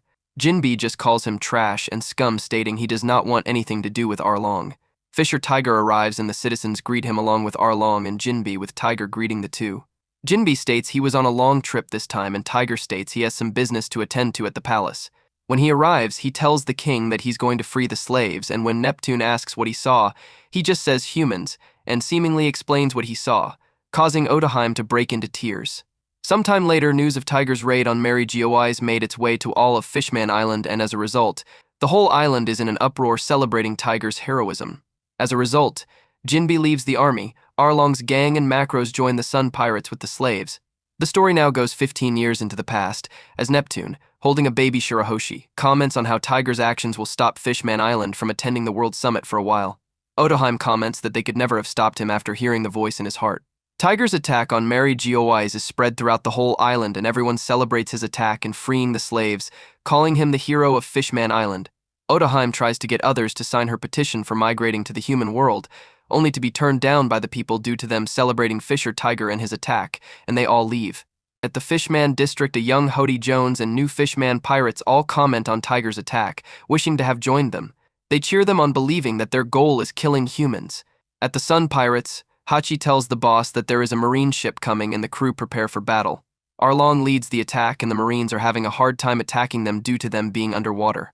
Rear Admiral Kadar demands that they return the slaves and the Marines are being attacked under the ship. A Marine states to Jinbi that it's a crime for freeing slaves and that the fishmen should never go against humans. Jinbi, enraged, brutally assaults the human and asks why freeing slaves is a crime while slavery is not a crime, and asks Otoheim if this is the peace they can have with humans. Tiger begins his attack on the Marines and Kadar demands that he gives back the slaves, only for Tiger to defeat him with a kick and ask what slaves are on the ship, stating that if they have a slave mark, then they should be found, but due to the sun mark they cannot tell which is which. Tiger declares he will not have them killed, but will take their belongings, and Arlong tries to kill a human for stating that being a human is sinful, and Tiger tries to stop him but is too late. At Marineford, Vice Admiral Borsellino is hearing a report from Rear Admiral Strawberry about the crew and how powerful they are, for defeating Kadar and how dangerous they are in the water. Back at the Sun Pirates, Tiger is scolding Arlong for killing that Marine despite his protests. Jinbi states that they are out to kill the crew and they have to step up to be ready for them. Tiger states that killing them will make them as bad as the humans, stating this is not for revenge and neither what he did at Mary Geoise. He states that the Sun Pirates are about freedom and liberation and that they will never kill anyone. Arlong protests, stating they should kill humans to make an example out of them and scare them, only for Jinbi to punch him in the head for disobedience. At night, Tiger has a private talk with Jinbi and tells him that the demons that dwell within his heart are the most terrifying. Over time, as Otoheim continues to try gaining supporters for her petition, Tiger and Jinbi gain bounties of 230 million and 76 million, respectively. 3 years later, on an island, Tiger would be asked by the people to take a former slave named Koala home and agreed, while Koala would thank Tiger for what he did. Arlong is disgusted for having a human on board and assaults her for constantly smiling while Hachi holds him back. She gets up and rips some of her pants and starts cleaning the deck while blood is coming out of her nose, confusing the crew and even Arlong. Jinbi asks what she's doing and she just continually apologizes and states she will not stop working and will not cry so she will not be killed. Jinbi is shocked and takes pity on how traumatized she is and realizes how afraid she is of them because she wants to go home. Aladine states that she's acting like this because she may have seen other slaves been killed for taking breaks or not smiling and thinks she cannot trust anyone. Tiger decides to take her to his room and marks her with the sun symbol, stating, while it's harsh, she cannot forget the fact she was once a slave but can hide the mark. She later wakes up and apologizes for passing out, but did not cry, causing Tiger to yell, stating it's all right to cry, stating they are not like the stupid world nobles. He takes a gun and throws it overboard to prove a point and states that they will not kill anyone and tells his crew that they'll take her home no matter what, causing Koala to finally cry. The Sun Pirates get the eternal pose to Koala's hometown. Koala has been given a new look and has lost some of her trauma, as Aladdin notes that trauma is not something you get over so easily. Koala sails with fishmen and learns that they are not like the celestial dragons. Arlong does not get along with Koala, while Jinbi changes his views about human beings, recalling what Otoheim said about them and realizing she may be right. Koala's time with the Sun Pirates becomes fun as all the members except Arlong get along. Koala reaches her hometown and Fisher Tiger accompanies her. Koala reunites with her mother and cries after seeing her. She says to her mother that fishmen are nice people and says her goodbyes to Tiger, stating she will never forget him, with Tiger just smiling back at her. Just as Fisher Tiger leaves, he gets attacked by Marines, with Rear Admiral Strawberry stating that someone from the village has informed him about his arrival, but the people on the island were all right with the Marines attacking him in exchange that Koala will not return to the Celestial Dragons as property. He tells Tiger that his crimes are assault and evasion. Jinbi hears gunshots and sees Marine battleships arrive and start attacking the ship, while Arlong comments on how this is what humans are. Meanwhile, Jinbi says to Arlong that they need to go and find Fisher Tiger to bring him back safely. Arlong hijacks one of the Marines' ships and Jinbi and the others manage to save Tiger. Tiger, however, has sustained several injuries with blood all over him from the bullet wounds, while Koala is unaware of what happened and her mother not telling her what happened. On the ship they hijacked, Aladdin tries to perform a blood transfusion to save Tiger because human blood is the same as Fishman's, but Fisher Tiger refuses to transfuse human blood into his body, stating it has the blood of humans who hate fishmen and that their blood is tainted and he will not give in to humans. Tiger explains to his crew that he was a slave and how he escaped and why he saved all the slaves. He says that both humans as well as fishmen need peace and admits that Otoheim was right and that only the children of the next generation like Koala who aren't prejudiced, and asks his crew not to tell the island of what really happened, nor of their grudge and hatred towards the humans for the sake of the future. He states that his body would reject that blood due to the demon that dwells inside his heart, and he's tried but he just cannot ever love a human. Jinbi and Aladdin beg Tiger to live and reassure him of how he's the hero of slaves and the greatest fishman ever, giving Tiger comfort as he remembers his youth, and the episode ends with Fisher Tiger's death and his crew grieving the loss of their beloved captain. Arlong is enraged over Tiger's death and, rather than choosing to obey Tiger's last wish, he does the exact opposite of what Tiger wanted as he returns to Koala's home island. He plans to get revenge on the humans that sold him out. However, Vice Admiral Borsellino is there and easily defeats Arlong.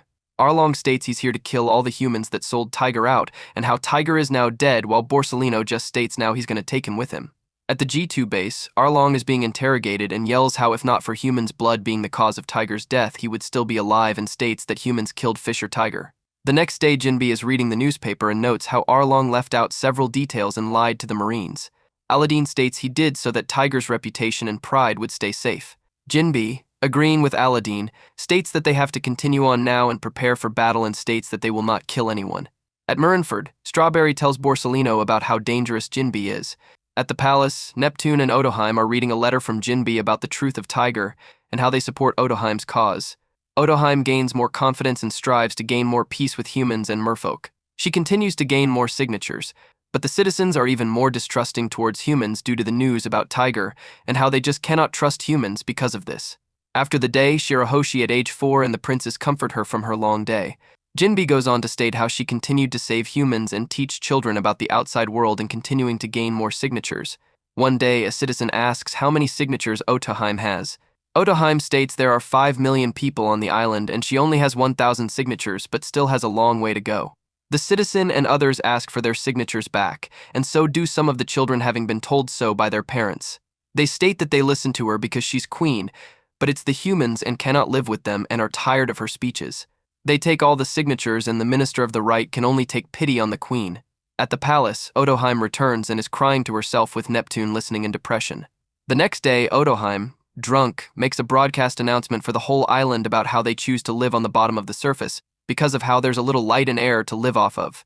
She goes on to state how the children sneak off to view the outside world and how the people of the island are afraid of change for the world, and if they can change that, then maybe they can see all the true wonders of the world. This seems to have an effect on the people. One day, Jinbei receives a message from the world government about becoming a Shichibukai. Macro states that because his bounty is now at 250 million and they are afraid of him. Jinbei actually decides to take them up on this offer. At the palace, Jinbei is speaking with Neptune about his decision to become a Shichibukai to promote peace for merfolk, and Neptune is grateful, stating Otoheim would appreciate this, and this is what Tiger would have wanted. However, Hody Jones does not like this. Jinbi decides to have Arlong released from Impel Down and the crew all rejoice that he's back. Arlong decides to leave since Jinbi is now a dog of the government and will take his Arlong pirates to do what he wants, and if Jinbi wants to stop him, he will have to kill him, and yells that he will become the rage of fishmen. Jinbi, finally losing his temper with Arlong, brutally beats him half dead with his fists, but due to everything they've been together, cannot bring himself to kill him and lets him go. Aladdin reassures him that if Arlong decides to do anything funny, they'll be there to stop him, while Jinbi shows his frustration on how Arlong cannot understand Tiger's wish. With Jinbi having been accepted as a Shichibukai, the Sun Pirates return to Fishman Island and resume their lives as normal citizens, all showing their gratefulness towards Tiger. At the palace, Otoheim expresses her gratitude towards Jinbi's efforts for helping her cause. One day, the island receives a distress call from a wrecked ship, and they are hesitant to let them in because they realize there is a world noble on board, shocking the Minister of the Right. Otoheim says to let them in and says she will be there to help, while Neptune wonders why a world noble is on the island. The all-citizens saw the wrecked ship and wonder why he's on the island due to how much they look down on their kind. The noble starts shooting at others and demands to be saved, stating that the island reeks of fish and that he should be given a mask so he will not have to breathe the same air as commoners. The infobox reveals his name to be Mjosgard. The citizens are all angry at how he's demanding help from his rude behavior and how he's shooting at others for help. Mjosgard laments how this turned out, recalling his talk with his father about how the slaves of the Sun Pirates and wanted to go to Fishman Island to reclaim his prized Fishman collection. The soldiers wonder what to do with him, and Hody Jones states they should kill him as he's the worst kind of human in the world. Dekken hears the commotion and decides to head on over. Jinbe and Aladdin arrive and tells the princes and Shirahoshi to stay back. When Shirahoshi asks Fukaboshi what a world noble is, he says they are humans, but very bad ones. As Mjosgard continues to demand for help, members of the Sun Pirates step up, and Mjosgard recognizes some of them and demands them to come back as he's their master, telling them they could never be free when he did not say so. Just then, they all point their guns at Mjosgard. The citizens tell them not to, as they'll get into trouble if they kill him. One pirate member says that an admiral can be summoned if a world noble will be in danger, however, should there be no one to report the attack, and just leave it off as a shipwreck incident because of the ocean floor, leaving Mjosgard horrified. The citizens realize he's right and support them, stating the noble should die for what he did to them. Mjosgard says that because he's a noble he should be saved and tells them not to. The pirate says that he's tried, but he cannot ever forgive him for what he did to them, and just as he pulls the trigger, Otoheim arrives and saves Mjosgard. She was only scratched and says to put their guns away as the children are watching. The pirates ask if they know what he did to them, and she says she understands and can feel their pain. However, they cannot let their hatred or resentment be passed on towards the children, or it'll be spread. Jinbe remembers what Tiger said about hatred and realizes Otoheim's right.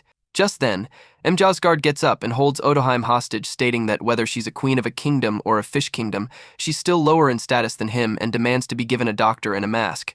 Just as he's about to kill her, Shirahoshi screams out for her mother, and 5 sea kings pop up and horrify the citizens: Jinbe, Dekken, Mjosgard, and even Hody and the soldiers. Otoheim is shocked by what Shirahoshi did, while Jinbe wonders what happened, and Hody gives a shocked look at Shirahoshi.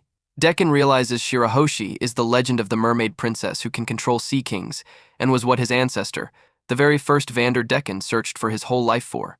Dekken shouts out to his ancestors that he finally found her and tells his crew that if he wants her power, he needs to marry her first. However, his crew reminds him that she's just a little girl, prompting him to realize that's a problem. Aladdin, seeing Mjosgard, decides to treat him, and then Otoheim. A few weeks pass and Mjosgard recovered, though he was entirely ungrateful, calling them cattle and saying they would regret it, while the soldiers comment on how ungrateful he is that they saved his life and shouldn't let him go, as the island was in trouble if they let him go. Otoheim wishes to go with him to the world above to prove that it's safe to travel up to the surface. Though reluctant, the citizens and family allow it and wish her the best of luck and return home safely. Dekken hears about the Tamat Bako and tells his men to get it for him, and when they cannot, he decides to wait a few years until Shirahoshi is older. Otoheim returns and explains that the world nobles have a lot of influence on the world and returned with a signature by them, and all the citizens finally give her their signatures for her cause. She celebrates with her children and husband. At the palace, Otoheim explains to her sons about the Sea King incident and how Shirahoshi was the one who summoned them. She explains that mermaids have the ability to communicate with fish. However, a mermaid princess of legend is capable of communicating with the Sea Kings. She states that this power is capable of creating great good for the world. However, in the wrong hands it can destroy the world if used wrong. Also, she explains that Shirahoshi is unaware of this ability, and if she would one day lose control of her emotions, she could destroy the island. Otoheim asks her sons to become strong warriors and protect their sister, and they all agree. At the plaza, someone set fire to the boxes of signature, and Otoheim asks to try to save them. During the confusion, someone shoots Otoheim. Jinbe and Aladdin tell the soldiers to find the shooter and look after her children. Fukaboshi and her children rush over to her side.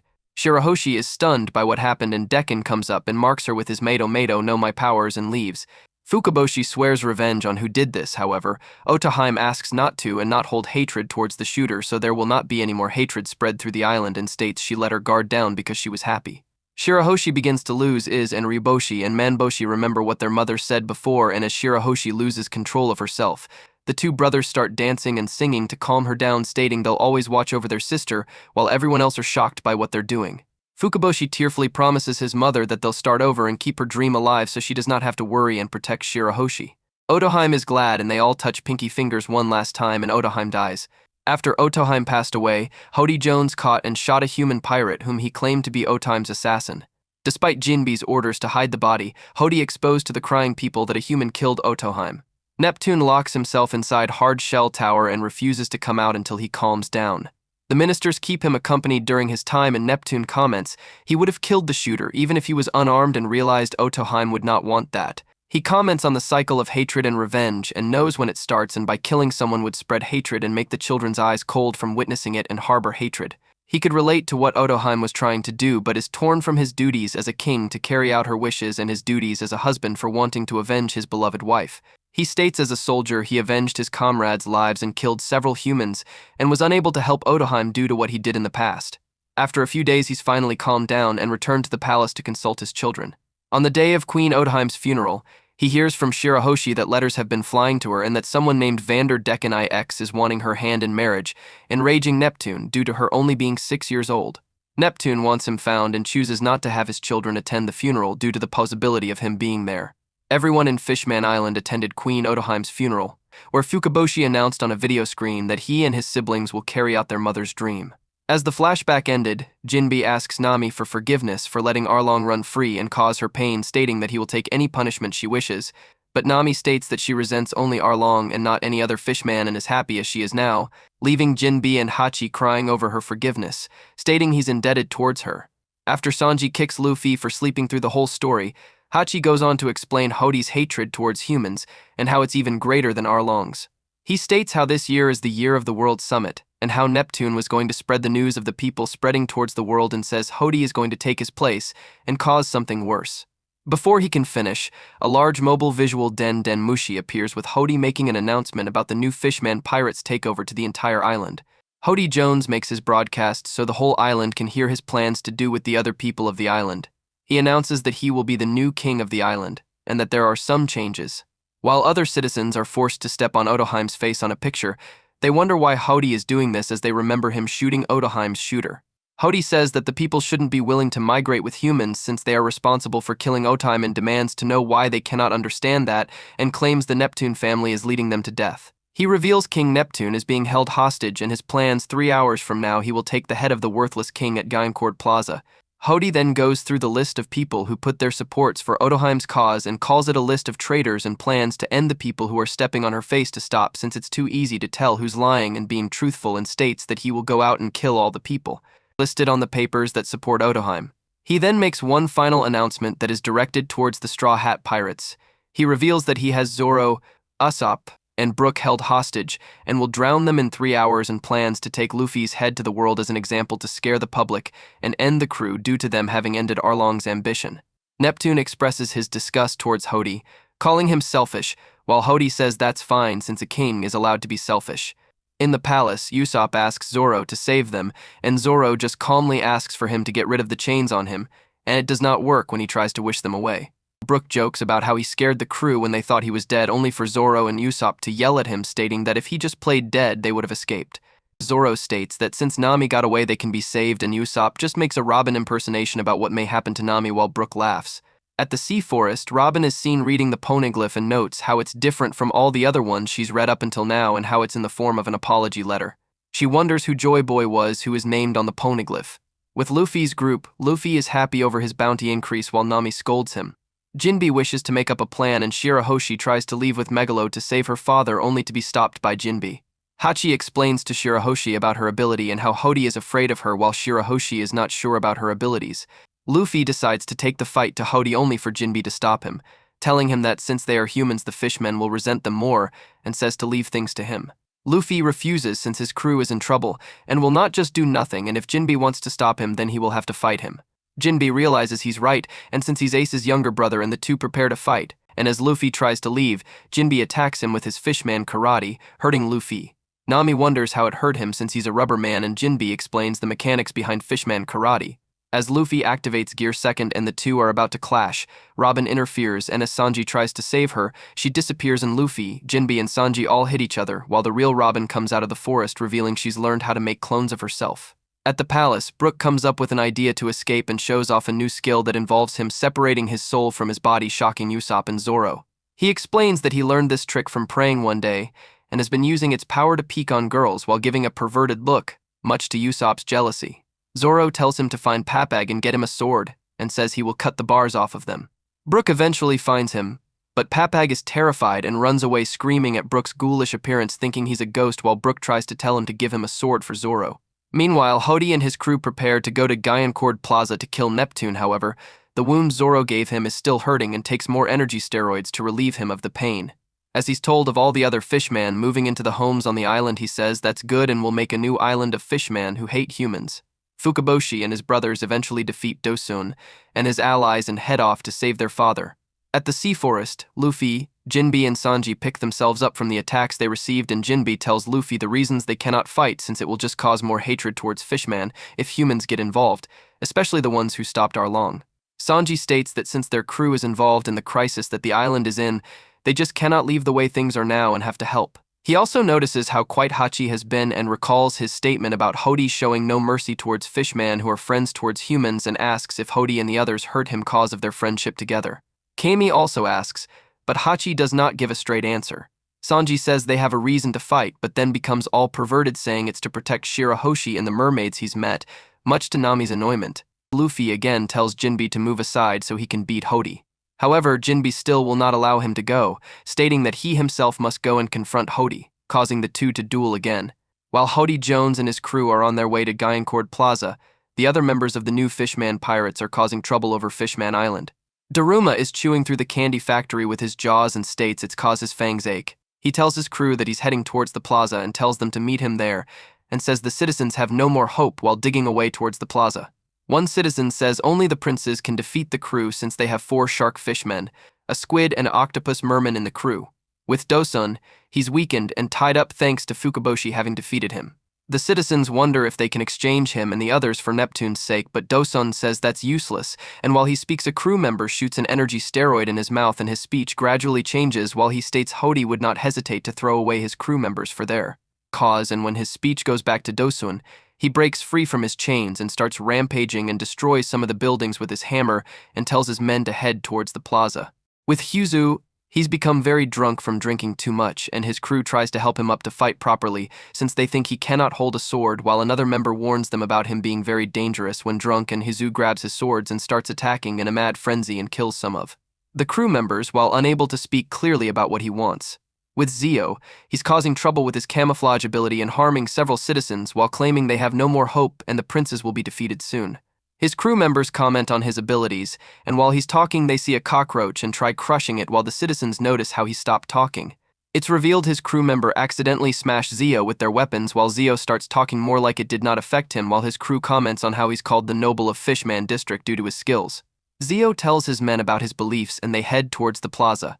Meanwhile, Hody is suffering pain from the wound Zoro gave him again and demands more energy steroids, despite a crew member's protest, and shovels down several of them and starts suffering great pain because of them. Back at the Sea Forest, Luffy and Jinbe are still arguing, with Chopper commenting that both want to save the island and their friends and can't understand why they have to fight one another when they both want to save Fishman Island. Meanwhile, the princes are all along their way to the plays to save their father, while Fukaboshi comments on how he thinks the Straw Hats are not bad and may have been misjudged, while his brothers agree with them.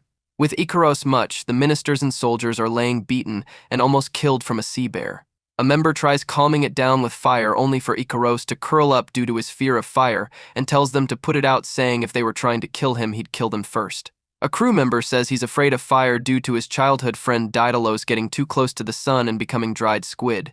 Ikaros stabs the offender and tells him to be more careful, and his spear is a dried squid spear that sucks up all the moisture from the body, and Ikaros flattens him with his multiple arms. As Hody and the others arrive and the citizens call out to Neptune, he says he shouldn't be called a great knight since he cannot even protect his people. Ikaros wants to know where Hody is, and his crew members tell him about his wound and how he's been taking so many energy steroids, and before he can finish, Neptune scolds Hody for taking so many pills while saying he relies on them too much, and Hody tells him to shut up as he starts screaming in pain.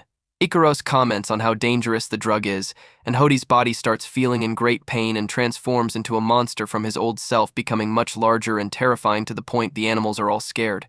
Hody comments on how he's much better now and uses a water shot on Neptune's army, and it levels the whole area much to Neptune's shock. Hody then laughs at his newfound strength. Hody watches the destruction he had unleashed with his enhanced water bullet, and Ikaros comments on how Hody was writhing in agony by the energy steroid overdose before his transformation. The citizens watched in horror. Not only the destruction of the district, but the utter defeat of Neptune's army, with both the Minister of the Right and Minister of the Left were left critically injured in the attack. King Neptune watched helplessly as his soldiers were wiped out, and Hody resumes his path to Guyancourt Plaza. The Minister of the Left just regained consciousness as he watched his king get taken away to his execution. As the citizens help the army up from the rubble, the minister laments over how they were almost there to fulfilling the late Queen Otoheim's dream of a peaceful coexistence with humans until Hody came and threw the island in turmoil. He then begged towards the sky, hoping that someone will save the king before Hody executes him. Hody and his pirates continues their trek towards the plaza with everyone on the ground watching them, including Madame Shirley. Back at the Fishman district, Vander Decken IX cries in grief over his rejection by Princess Shirahoshi, with his crew trying to cheer him up, but he angrily refuses their help, saying that they do not know what's it like to be broken-hearted. He even went as far as to shave off his hair, but only the top scalp. He began plotting to kill Shirahoshi for deceiving him in his own twisted perception, as he knows he still have the means to send weapons at her but remembers Luffy will still be protecting her. Torn over what to do, he then notices the giant ship situated near the district. He began laughing insanely, saying that he's got an idea to destroy everything. As Hody and his pirates reach the plaza on their sea animal mounts, they are greeted by the remaining soldiers of Neptune's army, all armed with rifles aimed at them, and their captain orders Hody to release King Neptune or they will open fire. The situation turned dire when the soldiers seize Neptune held at gunpoint. The king then yells at his soldiers to run away so they will not die meaningless deaths, but Ikaros much will not allow it and orders the sea bear to charge. The soldiers began to fire at the sea bear, with most of the shots striking at the bubble holding the creature afloat. As the sea bear looms over the soldiers, the bubble burst, sending the huge beast crashing on top of the soldiers. Those who weren't crushed were either trampled or sent plummeting down the wall. As the soldiers at the center of the plaza watched this happening, they were then greeted by the new Fishman pirates officers as well as their mounts, leaving them surrounded on all sides. Outside the locked plaza gates, the citizens are climbing the walls to see the outcome of the battle occurring in the plaza. Their first sight is the defeat of the soldiers by the sea beasts, King Neptune held by poles, and the cheering of the new Fishman pirates. At the sea forest, Jinbe is finally setting out with Shirahoshi and Megalo to Guyancourt Plaza, commenting on how Luffy gave him a lot of trouble. Before leaving, he asks Kami to look after Hatchin. Luffy and his crew are nowhere to be seen. Back at the plaza, it has become clear that Hody and his crew are the victors. However, one badly injured soldier refuses to admit defeat and is prepared to launch a suicide attack on the officers before the princes arrive. The officers as well as Hody noticed him, and Hody, not wanting any disruptions, attacked the soldier with an enhanced water shot before the soldier can light the fuse, killing him and breaking through the wall of the plaza where it kept going, destroying everything in its path until it reached Mermaid Cove, where it fell into the sea as a harmless drop of water. The Fishman pirates were left in shock over the strength of the attack, while the officers were in awe and talked with Hody over his transformation, asking him if he's all right, in which he replied never felt better. Suddenly, the three princes came crashing through the gate on their mount, much to the joy of the citizens, but expresses their dismay when they see the state of Neptune's army. They turn their anger towards Hody and his crew. Neptune warns his sons to be careful of the beasts and the officers, as they all have taken energy steroids. As the sea beasts surround the princes, Fukaboshi yells at Hody Jones that he and his folk are the weakest on the island. He describes how the people of the island try to ignore their history of discrimination by humans, as well as endure the pain of losing Fisher Tiger and Queen Otoheim to humans. That's why they signed their names for a better future, and that Hody will never understand their kindness. Hody, however, scoffs at him, saying it's meaningless gesture and that it's just human tricks. As the sea beasts prepare to attack, the princes struck first, taking out two sea beasts each with their mount pitched in at defeating the sea bear. The citizens were left in awe at the princes defeating the drug-enhanced sea beasts so easily. The princes then prepare to face Hody, reinforcing their will to prevent Hody from taking over the island and destroying the chance of peace their mother tried to achieve. Hody showed no relent and comments that the island will be ruled by the victors of this battle. As his officers each take a pill of energy steroids, the princes prepare to defend themselves from their unnatural strength. The officers attacked quickly, and without mercy, dealing heavy injuries to the princes as well as their mount. In the end, the three princes were defeated. The king watched helplessly as his sons lie in pain, and Hody laughing at his victory over the royal family.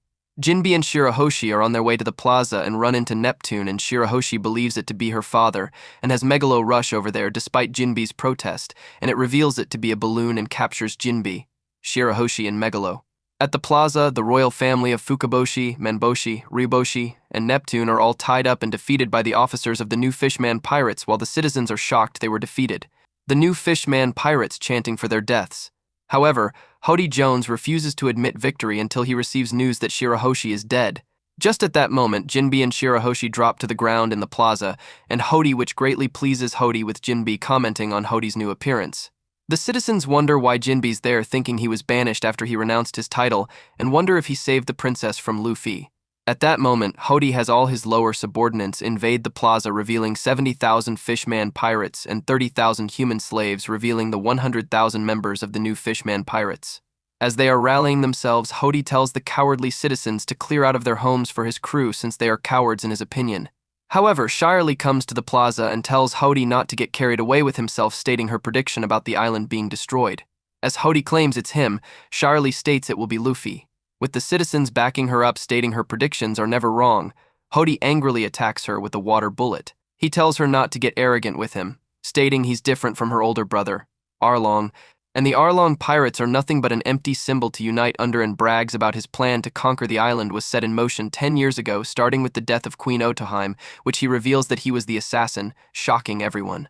Hody states he paid that pirate off to burn the box of signatures, and he shot Otoheim in the confusion and killed the human to fool the island. Neptune is enraged that Hody killed his wife, but Hody shoots him with a water bullet. The citizens are shocked by Hody killing their queen, realizing they were tricked by him, and how they pointed their anger at the human for killing Otoheim. Hody goes on taunting Shirahoshi about killing her mother, claiming she was destined to die for his plan, and how weak she was for wanting peace with humans, and how she was nothing but a nuisance to the island, and how he's proud to have killed her. However, Shirahoshi tearfully reveals that she already knew, shocking Hody and Neptune. At the Fishman district, Vanderdecken IX has placed his right hand on the ship Noah, causing the massive ship to lift up and fly towards Fishman Island. Decken shouts that he will destroy Fishman Island and Shirahoshi with it, and says goodbye to the both of them. Hody Jones asks Shirahoshi about the meaning behind her statement.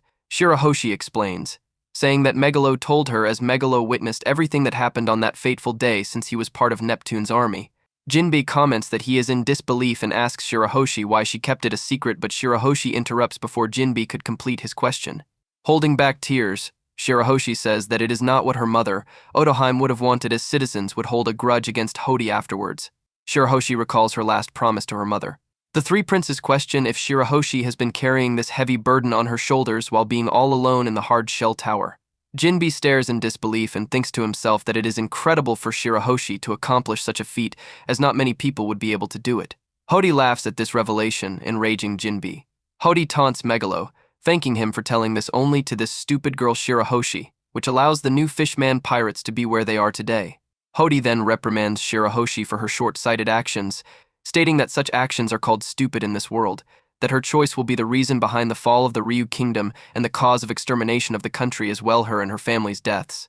Jinbe comforts Shirahoshi and says that her actions are correct. However, Hody objects and says it was foolish of Shirahoshi. To prove his point, Hody uses Yabusame on the captured royal family.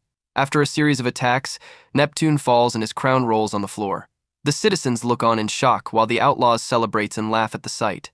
Hody prepares to behead the captured royal family ahead of the appointed time, as his concerns, Jinbe and Shirahoshi, poses no threat now. The outlaws cheer and encourages Hody. Some children are clinging on to hope, demanding that Shirley predicts when the pirate with a straw hat will arrive to destroy the island. Shirley slumps her shoulders and answers that she cannot be certain, and it could be days or even years from now. The child cries and says that he wants them to create havoc now, as it would also be troublesome for the new Fishman pirates, and the other children agrees. Other adults are also hoping for the arrival of the Straw Hat Pirates. As others look on helplessly, one shouts for Luffy, asking him to do his worst right now. This starts off a plead and chant by the citizens. Hody wants to prove them wrong by executing Neptune. As Hody swings his sword, Shirahoshi shouts for Luffy to save her father. Hody stops when he is inches away from Neptune's head and turns to watch Megalo, who struggles for a few moments before spitting something out. Without warning, Luffy swiftly kicks Hody, sending him flying backwards. The citizens stare in shock and surprise at Luffy's arrival. Jinbe comments that it is too early for Luffy to appear, but accepts that there was no choice. Jinbe then calls out, asking the others to hurry up. Ikaros much wonders who is Jinbe speaking to. Nami replies to Jinbe, saying that they were prepared long ago, as things regarding Luffy do not always proceed according to plan. Nami is in plain sight as she drops her mirage, shocking Ikaros. Nami had stole the letter from the celestial dragons and further reveals she had handed the key unlocking the chains that bind the princes and Neptune to Robin. The Thousand Sunny is flying towards the plaza with Frankie on board. Frankie fires the Gaon cannon at the plaza, paving the way for Ho. Jinbe asks the princes to make off with Neptune. Do-sun tries to intervene but fails. As the ship lands, it is revealed that Luffy's crew and Papag are on board as well. As Luffy walks towards his crew, the citizens throw many questions at them, questioning their motive and actions. Luffy calmly answers that the citizens have to judge for themselves if the Straw Hat Pirates are friends or foes. Luffy asks Jinbe about his performance and Jinbe comments that it did not go exactly as planned and recalls the events that happened a few hours before at the Sea Forest. For the sake of the citizens and their future, Jinbe wanted to portray Luffy as a hero while dealing with Hody Jones. However, Luffy rejected the idea, saying that he do not want to be a hero. Luffy asked if Jinbe knew what heroes are before defining heroes, saying that if there is a huge chunk of meat, pirates will simply have a banquet and consume it. However, heroes will share it among others, and that is the reason Luffy do not want to become a hero as he wants all the meat for himself. Jinbe replied that he will get Luffy his meat if Luffy obeyed him, which Luffy readily agreed. Jinbe tells the crew about the plan he had in mind, and it is revealed that Jinbe was caught voluntarily to provide a distraction so as to let Nami steal the Celestial Dragon's letter and the key to the chains that is binding the royal family while Robin frees them. Jinbe will call out for help as a cue for Luffy to appear from Megalo's stomach, because this will ensure that the citizens take notice of Jinbe and Luffy collaboration. The rest of the crew should head to Rigu Kingdom to free their imprisoned comrades before assembling at the plaza. Shirahoshi is supposed to wait at a safe place outside the plaza and flee with her family afterwards. Jinbe asks about the reaction of the public and Hachi replies that almost every fishman respects Jinbe, and Kami says that if Jinbe trusts Luffy with his life while saving the Neptune, everyone will be on Luffy's side. Luffy is uncomfortable with the idea of people cheering him on, and Nami agrees with him. Papag jumps into Luffy's arm at the plaza and complains that he has a few brushes with death due to Zoro and Usopp. The citizens are reacting as Jinbe has planned. Zio tells Luffy not to push his luck as he is still a human pirate. Brook compliments Shirahoshi on her beauty and requests to see her panties, prompting Nami to smack him. Luffy comments that they are finally together again. Daruma tells Zio that everyone is ignoring him, but Zio reasoned that it is because his voice was soft. Sanji claims credit for the rescue, but Zoro says that they had gotten to the exit all on their own, and Usopp agrees. Papag says that they could not have done it without his help. Nami is surprised, and Usopp explains that Brook became a ghost and Luffy is puzzled. Brook says that his new ability has helped them and recalls their escape. Brook chased Papag for a long time before Papag finally recognized him. Just as the water reaches the cage, Brook arrived with Papag, who is carrying all of Zoro's sword. Zoro cut through the chains and cage while damaging the walls in the process. Water is receding from the gaps and into other rooms, but Zoro continues, which made the water fill the room again, as this time it is the water from outside the palace. They swam out, and the rescue crew made a timely appearance as they were running out of breath. Chopper wonders why the new Fishman pirates are not worried despite their captain being beaten by Luffy, and Robin agrees, commenting that it is odd. Nami hands Shirahoshi the letter, and Shirahoshi thanks her profusely as the letter is the hope that her mother, Otoheim, had left behind. Luffy comments that it is not safe for Shirahoshi and calls her by a new nickname, Yomushi. Jinbe agrees and says that this situation is not in the plan. Nami and Jinbe commend Shirahoshi for her actions, and Shirahoshi apologies, saying that she has caused trouble. However, Jinbe brushes it off, telling her that it's fine and states that not passing hatred on to the next generation is what the brave heroes, Tiger and Otoheim, was trying to teach them. Jinbe believes that if all citizens think the way Shirahoshi did, the conflict between Fishman and humans will be resolved. Hody is standing and calls Vanderdecken IX useless for failing to get rid of Shirahoshi. Zio comments that the energy steroids are still working, and Daruma says that it is to be expected as their captain has ingested a lot of them. Hody tells Jinbe that he should have noticed it when Jinbe allowed himself to be captured without resisting. Hody berates Jinbe, saying that, although Tiger and Arlong suffered at the hands of human, instead of seeking revenge for them, Jinbe works with them. Hody tells them that after he is king of the island, everything will change and he will capitalize on the opportunity during the World Summit by killing all the human kings and begin a legend of the terrifying underwater kingdom. Hody shares his plans for capturing human as slaves and slowly taking over the world, even the world of pirates, as Hody will become the king of pirates. Hody laughs at them, commenting on their size and saying that they will not be able to do anything as they are up against 100,000 enemies. The citizens worry for the Straw Hat Pirates as well as for their own future should Hody take over the island. Hody gives the order to kill the Straw Hat Pirates. Chopper and Papag panics, and Robin comments that before they even fight, they might get squashed, frightening Usopp. Nami is gearing up to fight and encourages others. However, while saying this, Nami is hiding behind Zoro, Usopp, and Sanji. Sanji divides the numbers and says that each of them has to take 10,000 enemies. Zoro comments that even though they are outnumbered, the enemy is not necessarily stronger, as it is not like they are up against elite Navy soldiers, and tells Sanji not to shit himself.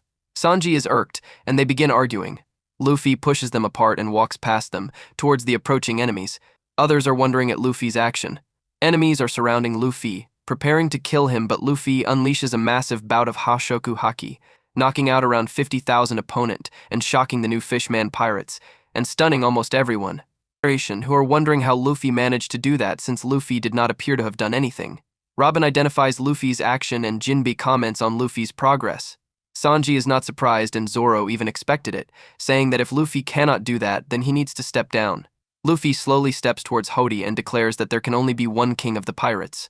The remaining Fishman pirates are shocked at the ease at which Luffy brought down many of their numbers. They begin retreating, but Zio asks them where they are going, saying that if they run away they deserve death. Zio states that even though they have lost 50,000, they are still 50,000 strong. Zio continues by saying that the Straw Hat Pirates are their worst enemy and Jinbe is a betrayer. The outlaws are encouraged by Zio's prep talk and regain their fighting spirit. Zoro tells Luffy that he wished Luffy had not reduced the numbers so drastically. Brook is all hyped up and wants to sing a song to start the battle, but Robin bluntly states that they are not here to see him. The outlaw comments that the Straw Hat Pirates are not listening, and Zio's pride prevents him from acknowledging that, and instead, he says that it is because they did not hear it. Hody Jones gives the command to kill them, and the outlaws charge. Luffy makes the first move with his Gear 3 giant pistol. Jinbe calmly says that they should join him, and Zoro comments that Luffy did not wait for them again.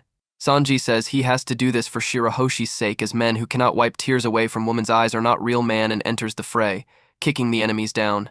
Zoro uses 108-pound cannon, further reducing the numbers. A group of outlaws are standing in front of Robin, and Robin says that there exist important resources that should not be destroyed on the island, and uses Trianta Fleurs, clutch on them. Another group approaches Brook, and he begins dancing. Slowly, the group joins in, caught up in Brook's performance, and Brook cuts them down in their moment of distraction. Chopper is caught, but he transforms, uses Kung Fu Point, and frees himself. Usopp shoots Pop Green, causing plants to sprout up all over the place. Someone sneaks up behind Usopp, but he is struck by Nami's lighting. Frankie wants to unveil 2 new weapons, as this is the perfect opportunity, exciting Chopper and Usopp. Nami joins them, as well as it might be safer on board Thousand Sunny. Shirahoshi is watching the events and says that they are all so amazing. Hody challenges them to try and save the giant mermaid in the middle of the plaza and launches water shot. Luffy watches worriedly, but Hody's attack is deflected. It is Jinbe's doing, and Daruma is surprised that Jinbe is capable of this and calls him a monster. The outlaws are hesitant to attack, but Hody says that there is nowhere else for them to run to. Zoro comments that the battle is boring, and Zio asks him not to speak before he encounters the formidable defense of the new Fishman pirates, the Iron Shell Squad. Zoro recalls the events that he experienced previously and resolves that he will never lose again. Zoro uses Great Dragon Twister. It slices through the iron shells effortlessly, and one outlaw compares it to looking like the Grim Reaper's scythe. The outlaws runs away, begging Zoro not to follow them, but Zoro replies that he will chase them to Hell's End. Daruma reminds the outlaws to use their brains, and the outlaws launch an attack from the sky, making use of their bubbles to float. The sea urchin spike unit surrounds Sanji, but Sanji appears unconcerned. Sanji recalls the days on Momoro Island and the unit attacks, hurting themselves in the process due to their spikes. However, Sanji is unharmed, and he is flying through the usage of his skywalk. Luffy recognizes that technique, and Robin identifies it as the CP9's Jeppo. Sanji halts the advancing group in the air and uses Diable Jambi Pula, a Friar Spectre, and kicks them all down. Luffy calls out to Hody and tells him to stay still, as it will all be over soon, and that it does not matter how many enemies there are because they will just defeat them all. The fight has started. Luffy charges towards the enemies and punches them. Sanji and Zoro treat it as a competition between them, wanting to see who can defeat the most number of enemies, confusing Jinbe. A fishman tries to attack Jinbe but is stopped by Robin, who comments that Jinbe should just ignore them as this is their normal behavior, and Nami says that they have not changed one bit. Frankie hops onto the Thousand Sunny and comments that everyone is getting warmed up. Frankie announces that it is time for them, prompting Usopp and Chopper to ask about the new weapons excitedly. Frankie asks them to follow him, and Usopp and Chopper say that they have been anticipating this while running towards the ship. Nami asks them to wait up, and Papag follows hurriedly, not wanting to be left alone. Zoro and Sanji are running side by side, knocking down enemies while arguing.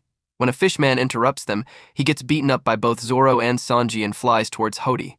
The fishman says that they are too strong, angering Hody, who states that he has no need for soldiers who are afraid of stupid humans, and throws him away. Hody gives the order for Shirahoshi to be killed. In the Thousand Sunny, it is revealed that Frankie has renovated the features by remodeling the Thousand Sunny Soldier dock system's Channel 0 to create 5 and 6. Chopper rushes Frankie to show them the new weapons which are kept in Channel 4, and Frankie pulls up the shutter, revealing the weapons.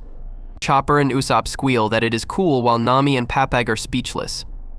Dosun is commanding the artillery unit to aim for Shirahoshi, but Brook comments that he does not like this and jumps in front of Shirahoshi, playing his party music. His music causes the artillery unit to hallucinate and see an amusement park. They dance, and when Brook says to set off the fireworks, they use their weapons to shoot at the sky. Dosun stares at them, stunned, and Brook has already cut them using his technique, Quinta Tierce Fantasia. Another group charges towards Shirahoshi but is intercepted by Robin, who calls them brutes for ganging up on a weak woman. Robin uses Mille Fleurs Gigantesco Mano, sprouting 2 gigantic legs which begin stomping on them. Usopp, Chopper, Nami, and Papag are cramped together in a small space, and Chopper asks Frankie how much longer do they have to wait. Frankie presses his noses, combs his hair, wears his goggles, and says that it's all set. Nami comments that she is getting excited. Daruma commands the Deadly Venom Squad to go forward and poison Robin's legs. At this moment, Frankie calls out for them to hold it. Frankie uses Soldier Dock System Channel 4 and bursts out of the ship, riding on Kurosai Fruiv. Luffy is totally won over by it, calling it a Sibike. Frankie charges towards the Deadly Venom Squad, defeating them. Another Fishman prepares to take on Frankie with a spiked steel ball. The Soldier Dock System changes to Channel 5 while the Fishman swings his weapon and Frankie is clenching his teeth, sweating. Another vehicle with a cannon shoots right at the Fishman, and Frankie introduces it as the Channel 5, Brachio Tank V. Chopper is crying while saying that he is Commander Chopper. Chopper spots enemies and tells Usopp the direction and commands them to fire, having fun in the process. Luffy runs alongside the vehicle and tells the commander that he is so cool. Zoro looks on in annoyance and tells Luffy to fight. The citizen states that the Straw Hat Pirates are strong and begin to cheer them on again. Howdy calls the Kraken out angrily and tells it to crush them all. The citizens are panicking and running away from the Kraken's massive tentacles. Kraken jumps into the battlefield and attempts to flatten Brook.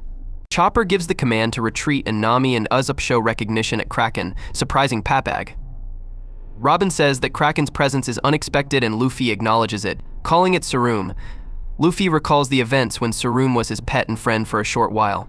Luffy requests to ride on it again while Sarum rears up and seemingly crushes Luffy. However, while everyone looks, Luffy laughs as Sarum picks him up, saying that it tickles, shocking the new Fishman pirates. Sarum gives Luffy a ride and obeys his command. Luffy tells Sarum to stay near Shirahoshi and to protect her. Jinbe is impressed and says that he cannot believe that Luffy knew the Kraken.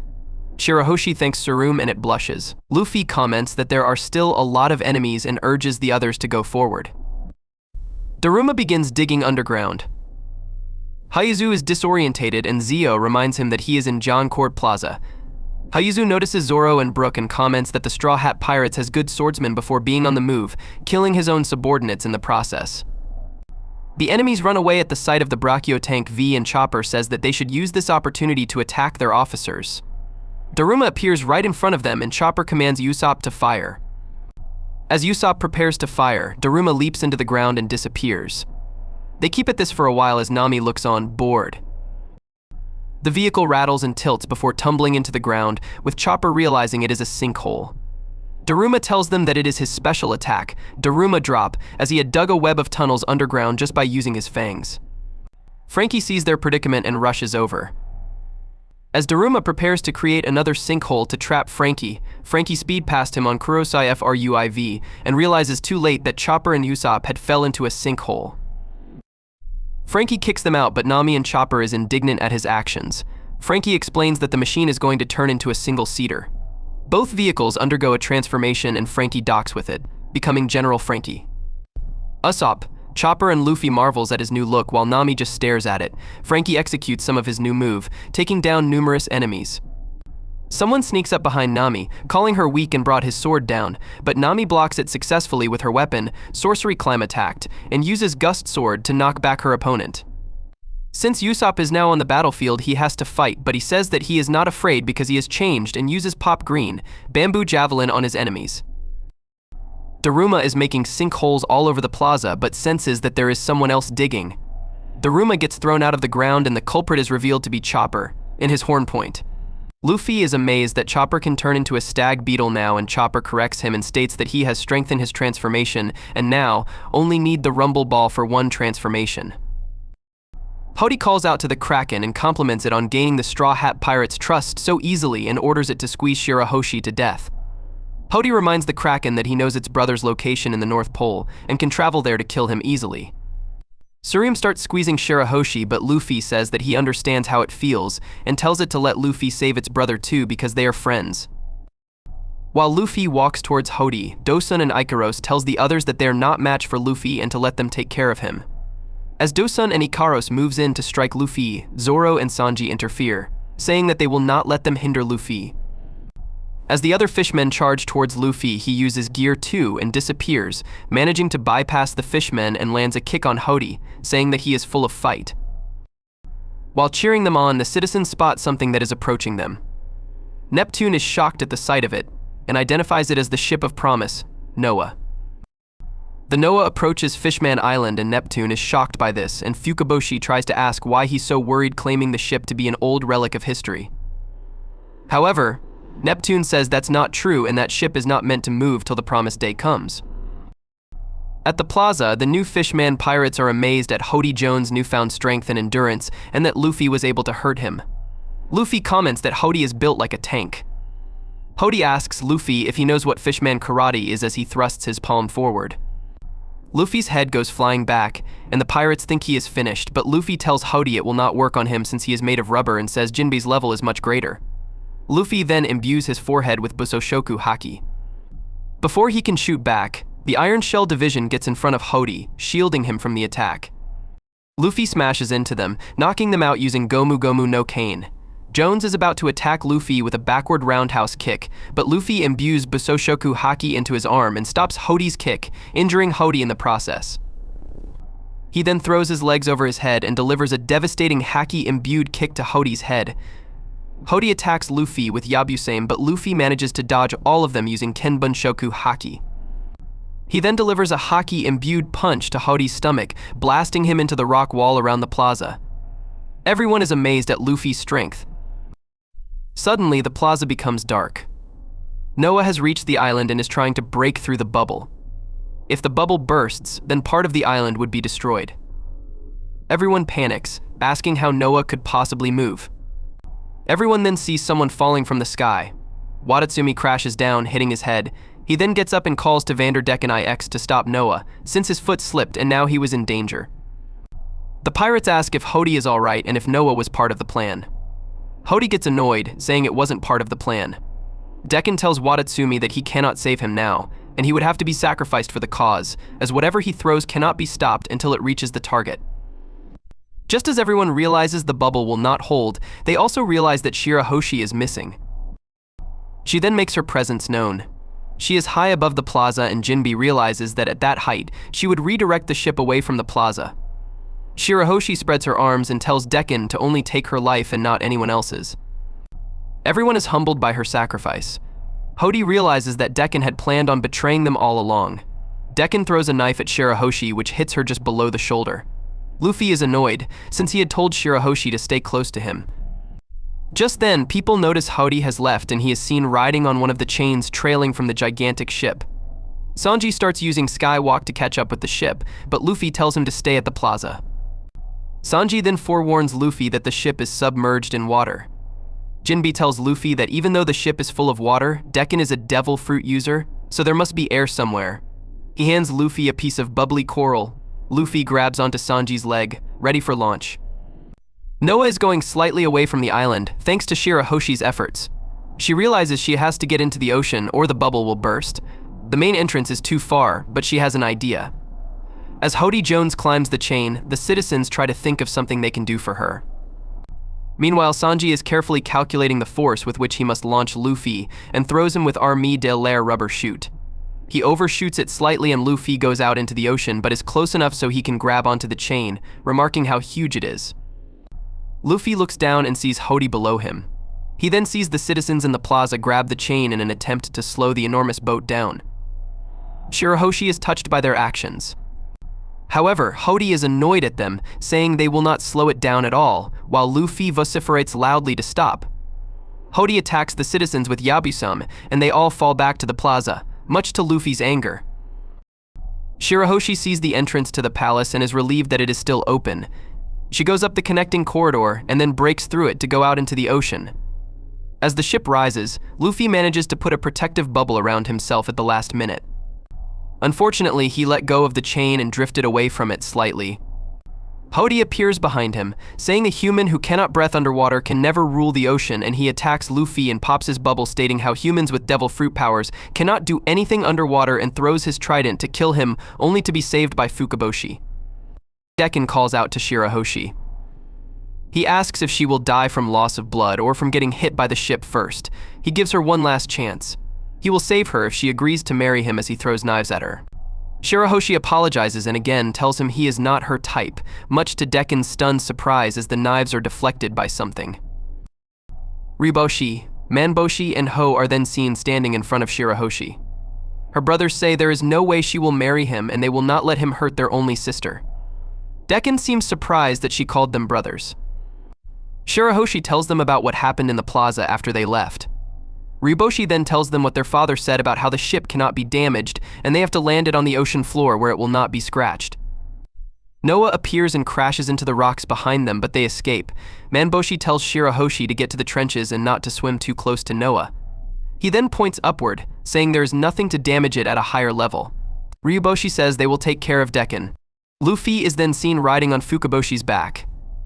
Luffy thanks him and asks if his wounds are okay. Hody is then seen removing a large scythe blade from a sheath, calling it Kirisamane.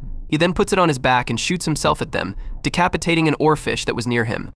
He continues to chase Luffy and Fukaboshi and cuts down more rocks down the ocean floor, and the two manage to lose Hody. Luffy tells Fukaboshi to get him onto Noah's deck so he can fight more easily, saying he promised to protect Shirahoshi. Fukaboshi tells Luffy he and his brothers made the same promise, only they could not compete with Hody. He then apologizes for doubting Luffy. Before he can do anything, Hody shoots past them again, saying he would go to the deck first. Noah is now facing bow up and is directly over Fishman Island.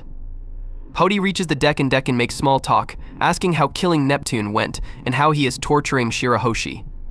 Hody tells him he has a good idea and Dekken wants to hear it. At that moment, Hody suddenly impales him with his trident, asking him what would happen to the ship if he dies. Hody pulls his trident out of Vanderdecken and reveals he touched Hody with his left hand at the last minute and throws an axe at him. Hody tells Dekken he betrayed him first, but destroying the island was a great idea.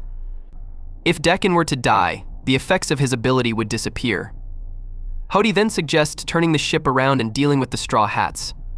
Dekken says he does not care about them, since he is going to kill Hody first. He then lashes out with a kick, revealing blades hidden in his shoes. Hody catches the leg with his teeth and bites down on it. He then swings Dekken around and uses him as a shield to intercept the axe thrown earlier. Hody laughs and says he has to kill Shirahoshi before the ship crashes. Ryuboshi and Manboshi see Dekken defeated and realize Hody is coming after them. He somersaults past them, cutting them with the blade on his back in the process. Ryuboshi tells his sister to run. Before she can, Hody grabs her hair and stops her, saying even a mermaid cannot beat his speed. Luffy then attacks him with Gomu Gomu no Snake Shot, hitting him in the chest. Luffy pulls back his arm from his perch on Fukaboshi's back. Back at Joncord Plaza, Watatsumi has lost the will to fight, crying that his captain abandoned him. Zio makes up a lie and tells him that he did not hear Dekken's orders to take care of the plaza for him. Zio throws him an energy steroid and Watatsumi starts his rampage, beating Tsurumu and apologizing for doubting his captain. He then sets his sights on Jinbe. Jinbe blocks his fist with his Fishman Karate 7000 brick roundhouse kick, stopping the attack with his foot and hurting Watatsumi's hand in the process. As Watatsumi falls, everyone around him is blown away as he falls, including Nami. This angers Sanji and he kicks Watatsumi in the head, confusing him as to who is attacking him now. Sanji tells him he will pay for hurting Nami. Elsewhere in the plaza, Hazuzu is drunk and starts eating more energy steroids while a fishman named Nuru comments this is his chance to become an officer and attacks Zoro. Zoro says he's weak, but Nuru attacks him and tries to kill him, and when he blinds him, Zoro dodges and cuts his light bulb on his head and Zoro sends him flying. While this is going on, Hazuzu goes on a rampage and cuts down Nuru. His appearance changed after eating too many energy steroids just like Hody did and drinking at the same time. He takes down several people with Chidoriashi hash. Hayuzu then sets his sights on Robin and charges at her. Zoro appears and blocks the attack while also cutting Haizu's sword with his own, saying he will be taking on Haizu, calling him a good warm-up for the new world. Back underwater, Hody tells Luffy he has no chance of winning a fight in the deep sea, saying he cannot protect anything. Luffy says he spent the last 2 years training to do just that. Wadatsumi is still under the effects of the energy steroid he took. Sanji is still mad at him for touching Nami with his wind pressure. Nami is seen emitting several dark-colored balls in a string from her climb attacked. The pirates wonder if she is a witch, to which she replies they can call her MS, magician, but in reality her attack is carefully calculated chemistry. She then attacks everyone around her by swinging the staff, performing an attack called Black Ball Rayon Rod. Zio and Ikaros watch as Nami fights. Zio remembers what Sanji said about her and realizes that Nami must be the crew's weakness. He turns invisible and grabs her ankles, and Ikaros comes up to stab her with a spear. As Nami asks for help, Brook appears in front of her, asking to see her panties, and takes 2 blows at once, one from Ikaros' spear, the other from Nami slapping him. The tip of the spear goes into Brook, but nothing happens. Brook explains it is because he is already dried up, much to Ikaros' surprise. General Frankie, trying to find a worthy opponent, appears from behind Ikaros and delivers a heavy punch to his face, knocking him back. Ikaros is mad and says even though he's a squid he has a backbone. Back with Nami and Brook, Zio has become visible, and someone tells Brook he is standing on his face. Zio's appearance explains to Nami why she could not move.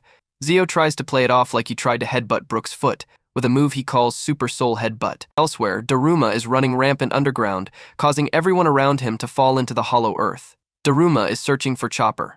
Meanwhile, Dosun sees Usopp standing all by himself, telling Chopper to come to where he is. As Dosun is about to attack Usopp, Chopper smells him and tells Usopp to duck, hitting Dosun in the chin with Horn Cannon Elf. Usopp shoots a pop green into the hole, using Hisatsu Midori Boshi Skull exploding grass. The resulting explosion injures a large group of the new Fishman pirates and blasts Daruma out of the hole. Usopp recalls fighting with Miss Merry Christmas back in Arabasta and how they used the same idea against her. At this point, the officers all decide to take more energy steroids. The spectators are surprised by how well the Straw Hats are fighting. Zoro is briefly seen fighting Hayuzu. Sanji is seen fighting Wadatsumi. Madame Shirley is then seen looking nervously into the sky. The scene changes to outside the island. Shirahoshi is still leading Noah away. Hody Jones tells Luffy he is too late to protect everything. Ryuboshi and Manboshi realize what would happen if Vanderdeck and IX were to die right now. Ryuboshi tells Shirahoshi to swim to one side, and Hody cuts him with Kirasumi right after that. Hody says that he wanted Dekkan's ability to run out here. Luffy realizes what will happen if Noah falls, and tells Fukaboshi to take him to Shirahoshi. Hody stops them, but Manboshi shouts that Shirahoshi broke off to the right. As Hody swims toward her, Luffy grabs him, but due to the seawater, his strength is severely limited. Hody easily breaks away, shouting for Dekkan to drop dead. Noah has now moved slightly to the side of Fishman Island. Inside Noah, Dekkan is cursing Hody, saying his left hand will never forget him, and prepares to throw an axe and try to kill Hody. He is about to say more, but he falls over, hitting his head on the axe and going unconscious. With Dekkan knocked out, Noah begins to fall back toward Fishman Island. Hody Jones is rejoicing in Vanderdeck and IX's defeat and Noah falling toward the island. Fukaboshi says that everything they have done to protect Noah's mission, which began centuries ago, would be finished if the ship crushed the island. There is then a short flashback to Neptune explaining that Noah is not just some old wrecked ship. Centuries ago, a promise was made with a great man to keep the ship on the floor and wait. They have to protect the ship until that day comes. Hody then asks Luffy if he really was serious when he said he would protect everything. He says he is, and Luffy declares that he will smash the ship before it gets to the island. Fukaboshi tells Luffy it cannot be destroyed, and says they have to find Dekkan in case they can make him regain consciousness, saying they could save the island and the ship if they could redirect its course, despite Luffy saying they may have no other choice but to destroy it. Shirahoshi calls out to Vanderdeck and IX, begging him to make the ship chase her again. Manboshi tells her to keep away. Hody uses Fishman Karate, a Madaiko, to attack Shirahoshi, but Manboshi blocks it. Luffy then grabs Hody from above and draws himself close to Hody. Hody bites him in the shoulder, and Luffy punches him away, leaving his teeth lodged in the shoulder. Luffy mentions that his Busoshoku Haki is good for blunt attacks, but is not strong enough for his body to withstand piercing as he removes the teeth. Hody realizes that Luffy is really after the air in Noah, and makes a large cut in the bubble. The air bubble around Noah is beginning to deflate. Hody chides Luffy, saying that he is just a human, and he could not possibly stop Noah, let alone defeat a fishman like him. He continues to attack Luffy, and just as he pops his bubble, Fukaboshi comes in and saves him while throwing him to Shirahoshi. Fukaboshi, while trying to hold the bubble together, asks Hody if he has any idea how many lives he is putting at stake. He then attacks Hody with Ultramarine, but Hody dodges at the last second and delivers a deep cut to Fukaboshi's side. Fukaboshi grabs him again, asking Hody what he is. He is driving the idea of vengeance against humans for oppressing fishmen, and yet he is taking out on Fishman Island. He had planned to take over and rule the island, but now he is trying to destroy it. Fukaboshi states that Hody hates humans more than anyone else and asks what happened to him to make him hate humans so much. Hody tells him, but only his mouth is seen moving, and his answer horrifies Fukaboshi. As Hody cuts Fukaboshi again, Shirahoshi is forced to swim away, and then a voice comes out from a speaker, saying they are the person from the air tank from a Den Den Mushi Luffy has. The voice says he has heard about everything that has transpired and is ready to help, saying everything is ready.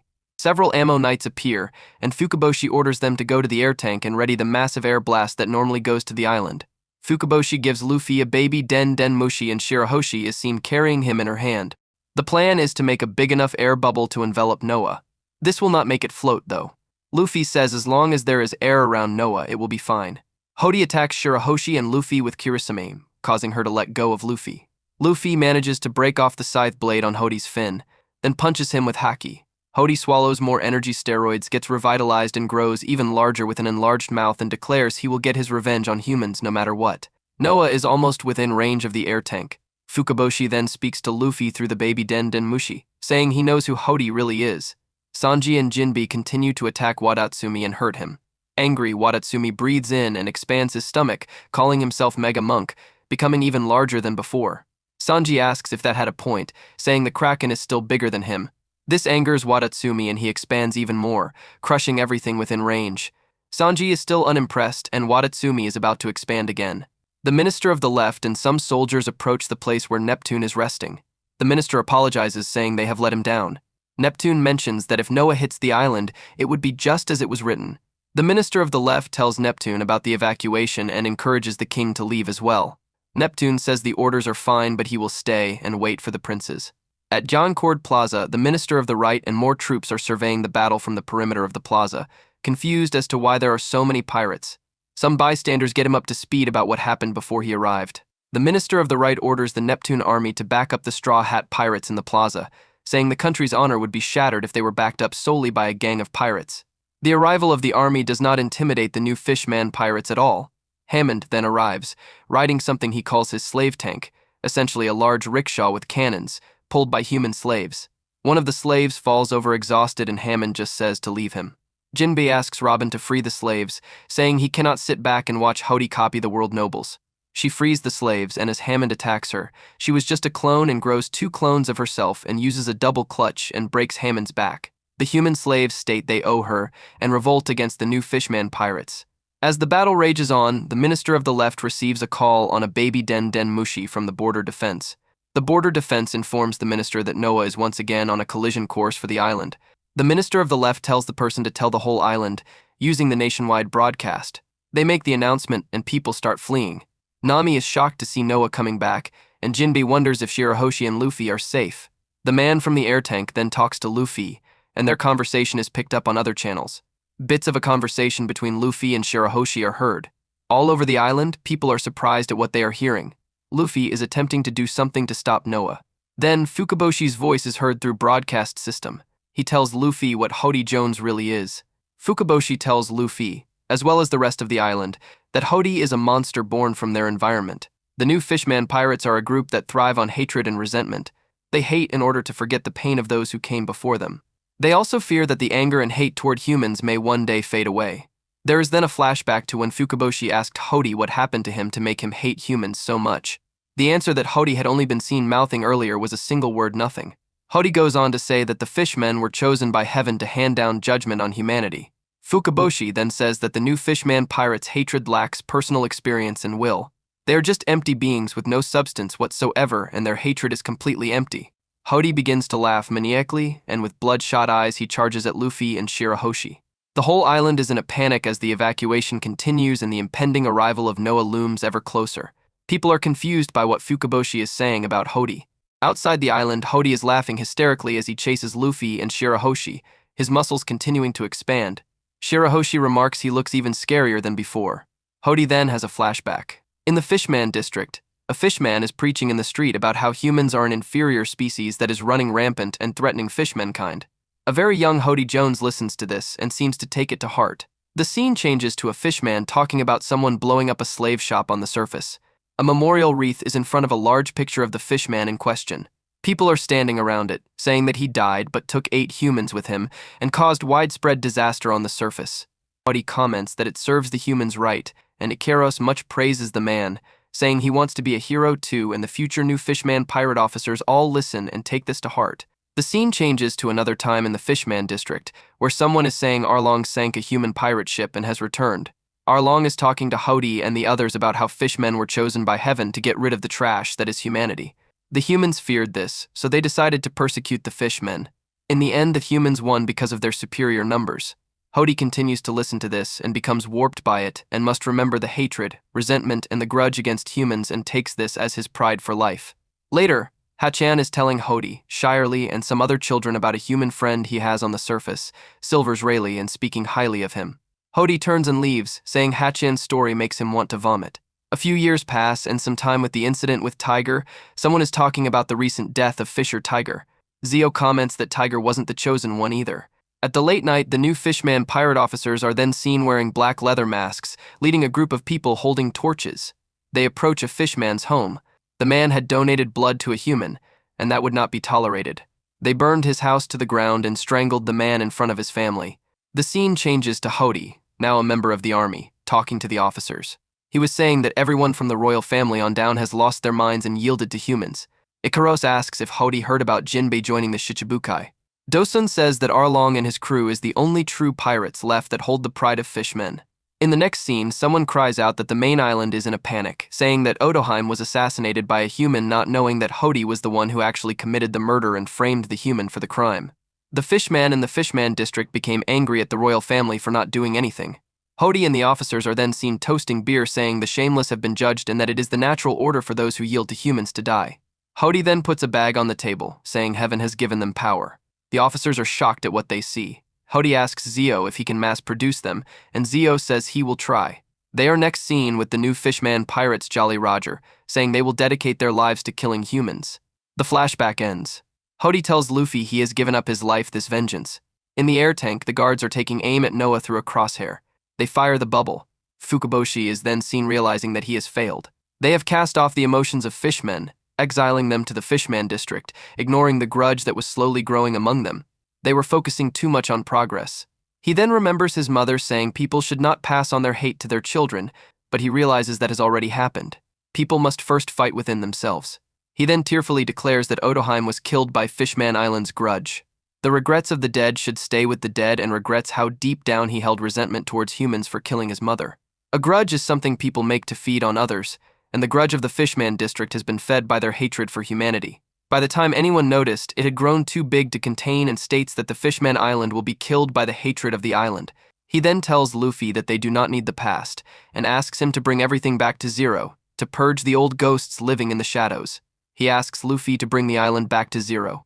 The guards in the air tank are celebrating, as the bubble has successfully surrounded Noah. Hody tells Fukaboshi he can talk all he wants, but hatred is eternal. Luffy tells Fukaboshi through the baby Den Mushi to let him take care of this, and he can take a seat and relax. He tells Fukaboshi, as well as everyone on the island through the intercom, that from the moment they entered the plaza they decided they would not let anyone touch the island and to leave everything to them, adding that they are friends after all, which bring tears of happiness into Fukaboshi's eyes. The residents suddenly stop running. The Minister of the Right looks up and wonders if Luffy is the kind of human they doubted. Touched by Luffy's words, some of the residents decided to stay on the island until the end of the battle. Luffy tells Shirahoshi to stay by his side, and he will not let her get hurt, and prepares to end things with Hody once and for all, and will not let anything happen to the island. With the other Straw Hats, Ikaros Much is using a spitting attack on Frankie, calling it the wings of Ikaros. Frankie punches him, but it just goes through, as Ikaros reappears behind Frankie, saying that was his Squid Ink clone. Frankie uses Frankie Fireball and Ikaros narrowly dodges. Chopper and Dosun match each other with Heavy Gong and T-Shot respectively, causing Zoro and Chopper joke about how he looks like a monster. Just then, Hayuzu comes at Zoro, saying he will chop up anyone who laughs. Zoro intercepts the attack and cuts off several of his sword's blades perfectly at the hilts, asking for the strongest swordsman on Fishman Island. He then states that the octopus merman could not even kill Zoro's boredom. Brook continues to fight Zio and strikes him with his sword due to the latter shouting his attack. However, he makes up a name called Body Sword Crush, stating he broke the tip of his sword, despite Brook stating he stabbed him. He manages to break Brook's neck off, however. As his head falls, he remembers tapping into the true powers of the Yomi Yomi no Mai during his training. He learned of a powerful energy that allows his soul to stay in this world, despite having died once already, and how he has gained control of his very soul. While Zio is celebrating his victory, Brook remembers that it is the power of soul that is keeping him alive, and reattaches his head to his body while thinking this, stunning Zio. Brook tells him that his attacks will not harm Bone and brings out his new sword called Sword Solid and states it is a freezing sword he had made with his soul poured into it. Usopp continues to fight Daruma and lays traps for him, while Daruma uses a move called Fireball Cutter and lunges at Usopp while on fire, and Usopp dodges and shoots some pop greens despite Daruma believing they're duds. Luffy prepares to end things with Hody and unleashes a new move called Red Hawk, and the move devastates Hody and causes an explosion through his back which rockets him to the Noah and has Shirahoshi take him there, stating it's not over yet. The guards start to celebrate by telling the island of Hody's presumed defeat, causing the lower members of the crew to panic and run away, having lost the will to fight. Zio suddenly stops them and attacks them with his chains. He throws his chain at another pirate who tried to argue. Zio tells the pirates to die and let their deaths curse the humans. Their grudge will never fade as long as it gets passed on. The pirates think the officers have gone crazy. Dosun comes down with his hammer on one of the pirates, saying they are only crazy because the humans made them that way. The children wonder if humans are really that bad, and Shirley tells them not to think that and judge what they think of humans with their own eyes. Brook stops Zio from attacking his men and states he cannot stand people like him, and he should not talk about dying as if it is that easy, since nothing is left behind when he dies. Brook places his faith in Luffy and knows nothing will happen to the island and everything will be fine, and prepares to end things with Zio. Frankie prepares to end things with Ikaros much. Sanji and Jinbe prepare to end things with Wadatsumi now that he is large enough now, and Zoro walks away from Hyuzu since he is bored with him, while Hyuzu seems to prepare some poison. Usopp tells Daruma he will finish him in 3 moves, and Daruma says he is lying, and Usopp admits that he used to lie a lot, but adds that he cannot do that anymore, as he now has it within himself to back up his claims. At that moment, the both of them are then shocked to see Chopper in his monster point, only for Chopper to reveal he is in full control now. At the Noah, Hody is recovering, but is seriously injured by the Red Hawk attack, and as Luffy makes his way to the ship, Hody attempts to force in more energy steroids. Despite his wounds being too serious, he ends up puking some out and just forces them to stay in his mouth as Luffy prepares to end things with the new Fishman Pirates captain. As Luffy comments on Hody's toughness, the bite wound Hody gave him is affecting him, and Hody tells Luffy that he knows his fangs did more damage than Luffy is letting on. Hody charges at Luffy only for Luffy to use a Gear 2 punch, which Hody dodges at blinding speed due to consuming more pills. Hody grabs Luffy's arms and knees him back to the ship. Shirahoshi is worried, and Luffy retorts with a jet bazooka only for Hody to take it unaffected and bite Luffy again in the same spot. Luffy uses Red Hawk to force Hody to let him go and sends Hody back with not as much damage due to the pills, prompting Fukaboshi to comment on how much of a monster Hody has become. The Ammo Knights announce Luffy is still fighting. As everyone hears this and worry about the Noah, Shirley looks up at the sky nervously, remembering her vision. Zio berates Brook, claiming that Hody would never lose to a mere human since Hody is invincible, but Brook replies by saying he has faith in his captain and that Luffy will save everyone. Usopp is shocked that Chopper can control his transformation. Chopper explains that by eating a single rumble ball, he can fight in this form for 3 minutes. Usopp says that this form is now an asset, which causes Chopper to act embarrassed in his transformed state in action, which Usopp says is creepy. Dosun tells Chopper he will still knock him into the ocean no matter how big he gets. Daruma gets mad that Usopp would be so rude as to stop in the middle of their fight to talk to someone else.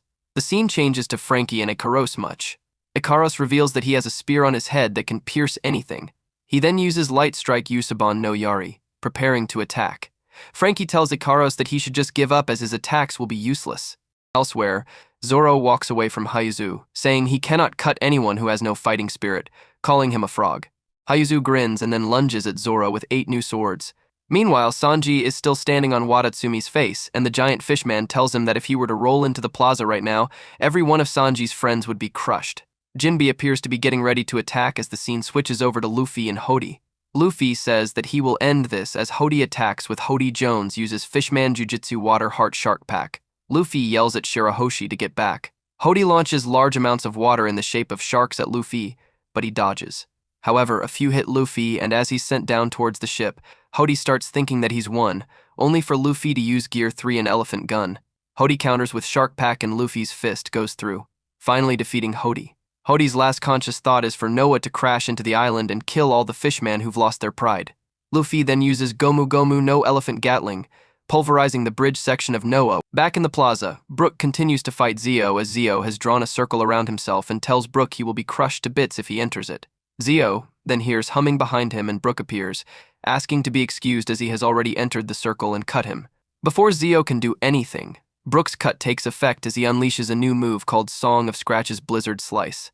A single cut now runs from Zio's waist to the top of his head, with the afflicted area apparently having been frozen.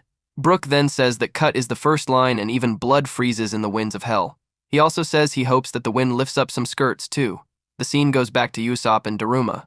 As Daruma flies at Usopp, several flowers come out of the ground and move towards him. Usopp explains that they are called humandrakes, and they hide in the ground and attack anyone heard above them.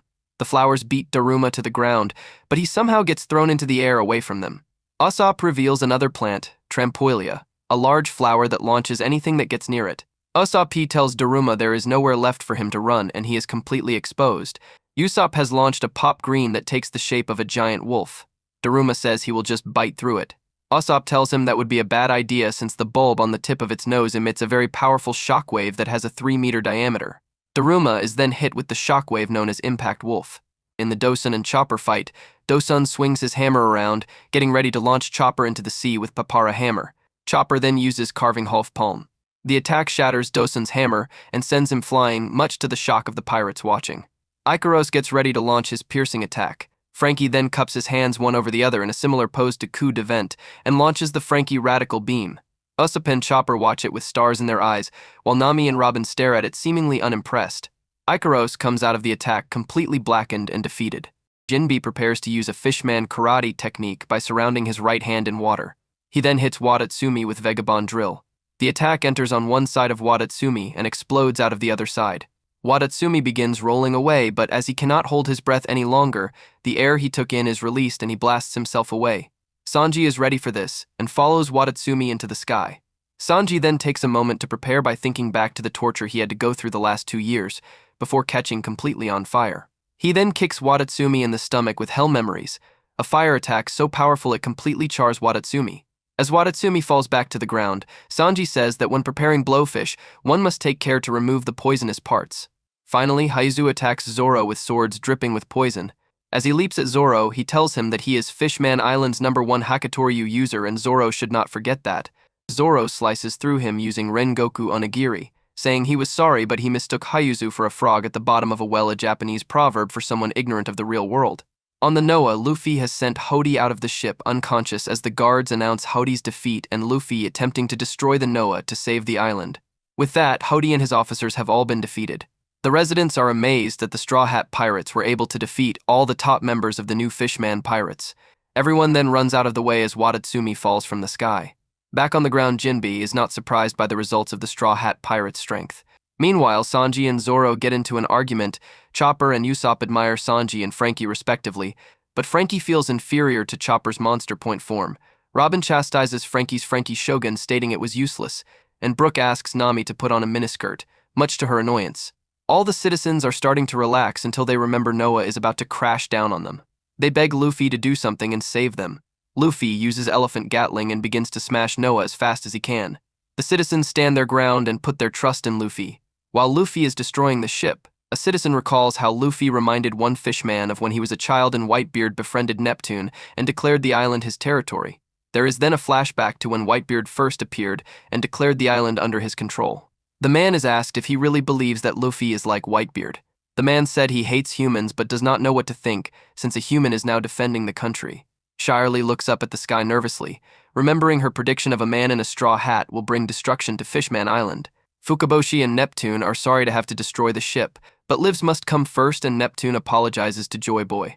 As Luffy continues his barrage on the ship, Shirahoshi begs him to stop and blocks him. Luffy says the island will be destroyed if she does not get out of the way, but she tells him the ship has already stopped as they become surrounded by sea kings holding the chains from Noah in their mouths, much to Luffy's shock. At this point, Luffy's wounds begin to open up, but he says it is okay as long as the ship stopped and everyone is safe. He then faints and falls back down to Noah.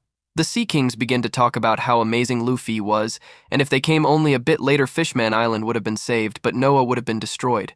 Shirahoshi says she did not do anything to call them there, and the Sea Kings tell her that they were guided there by her strong feelings to help Luffy. The royal guards tell everyone on Fishman Island that the Sea Kings stopped the ship before it could be completely destroyed and that Fishman Island is saved. Luffy lands on Noah, having passed out from exhaustion, and everyone begins to celebrate. After the Sea Kings stop Noah, it is revealed by them that Shirahoshi is actually their queen ever since she was born. At the same time, the royal guards report the current situation to the Minister of the Left, and Neptune states that the power to destroy the world has finally awakened. The three princes get ready to capture Hody Jones and Vanderdecken IX. While the Sea Kings are taking the Noah away from Fishman Island, they talk about how Luffy could hear their voices, comparing him to the late pirate king, Gold D. Roger. As they relocate the Noah to the sea forest, they leave wondering if the Noah can be fixed by the appointed time. Meanwhile, at the royal palace, the kidnapped mermaids are found, however they've been traded for the entire contents of the treasure chamber, including the national treasure, the Tammet box. Nonetheless, Neptune disregards this information, saying that they nearly lost the whole nation just now, and that they need to clear the Straw Hats' names because they have been wrongly accused. Down on the battlefield, the humans and new Fishman pirates are stopped by Jinbe while they try to get away. As they plan on escaping him with their bubbles, Jinbe shoots a water shot, stating that he will attack anyone who tries to escape. The Minister of the Left proclaims that they take full responsibility for making a mistake with their fact-checking process. As the merfolk exclaim that they never suspected the Straw Hats anyways, they are ashamed when the kids point out that they blamed and didn't trust them the whole time because they were humans. The three princes return from the outside with a battered Hody Jones and Vanderdecken IX and announce that they won't allow them to cause any trouble again. Whilst the merfolk are celebrating, they are interrupted by a crying Shirahoshi, sobbing about Luffy's injuries and how his bleeding won't stop. Chopper announces that Luffy needs a transfusion, but the merfolk are reluctant to donate blood as it is against the law to give blood to a human. Jinbe steps up, offering his own blood, since he is a pirate and does not need to obey the laws. As the blood is flowing through the tube, there are flashbacks from the last moments of Fisher Tiger, Odoheim, and Whitebeard, three important figures that nearly succeeded in bringing peace between humans and merfolk. When the blood finally reaches Luffy, he smiles, and while everyone is rejoicing at the fact that he's alive, he invites Jinbe to join his crew.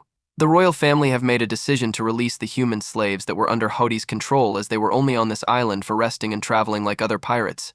The rest of the new Fishman pirates have also been released, however they cannot go back to the Fishman district.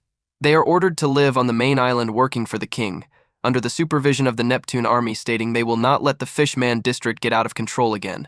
From this day forward, the Fishman district will be sealed off and nobody will be allowed to enter. Neptune then asks Fukaboshi where Luffy is, and he says Luffy ran away with the others. The scene changes to the Straw Hats, who are flying above the island on the Thousand Sunny, still toting its bubble balloon. Shirahoshi is following alongside the ship and asks why they left in such a hurry.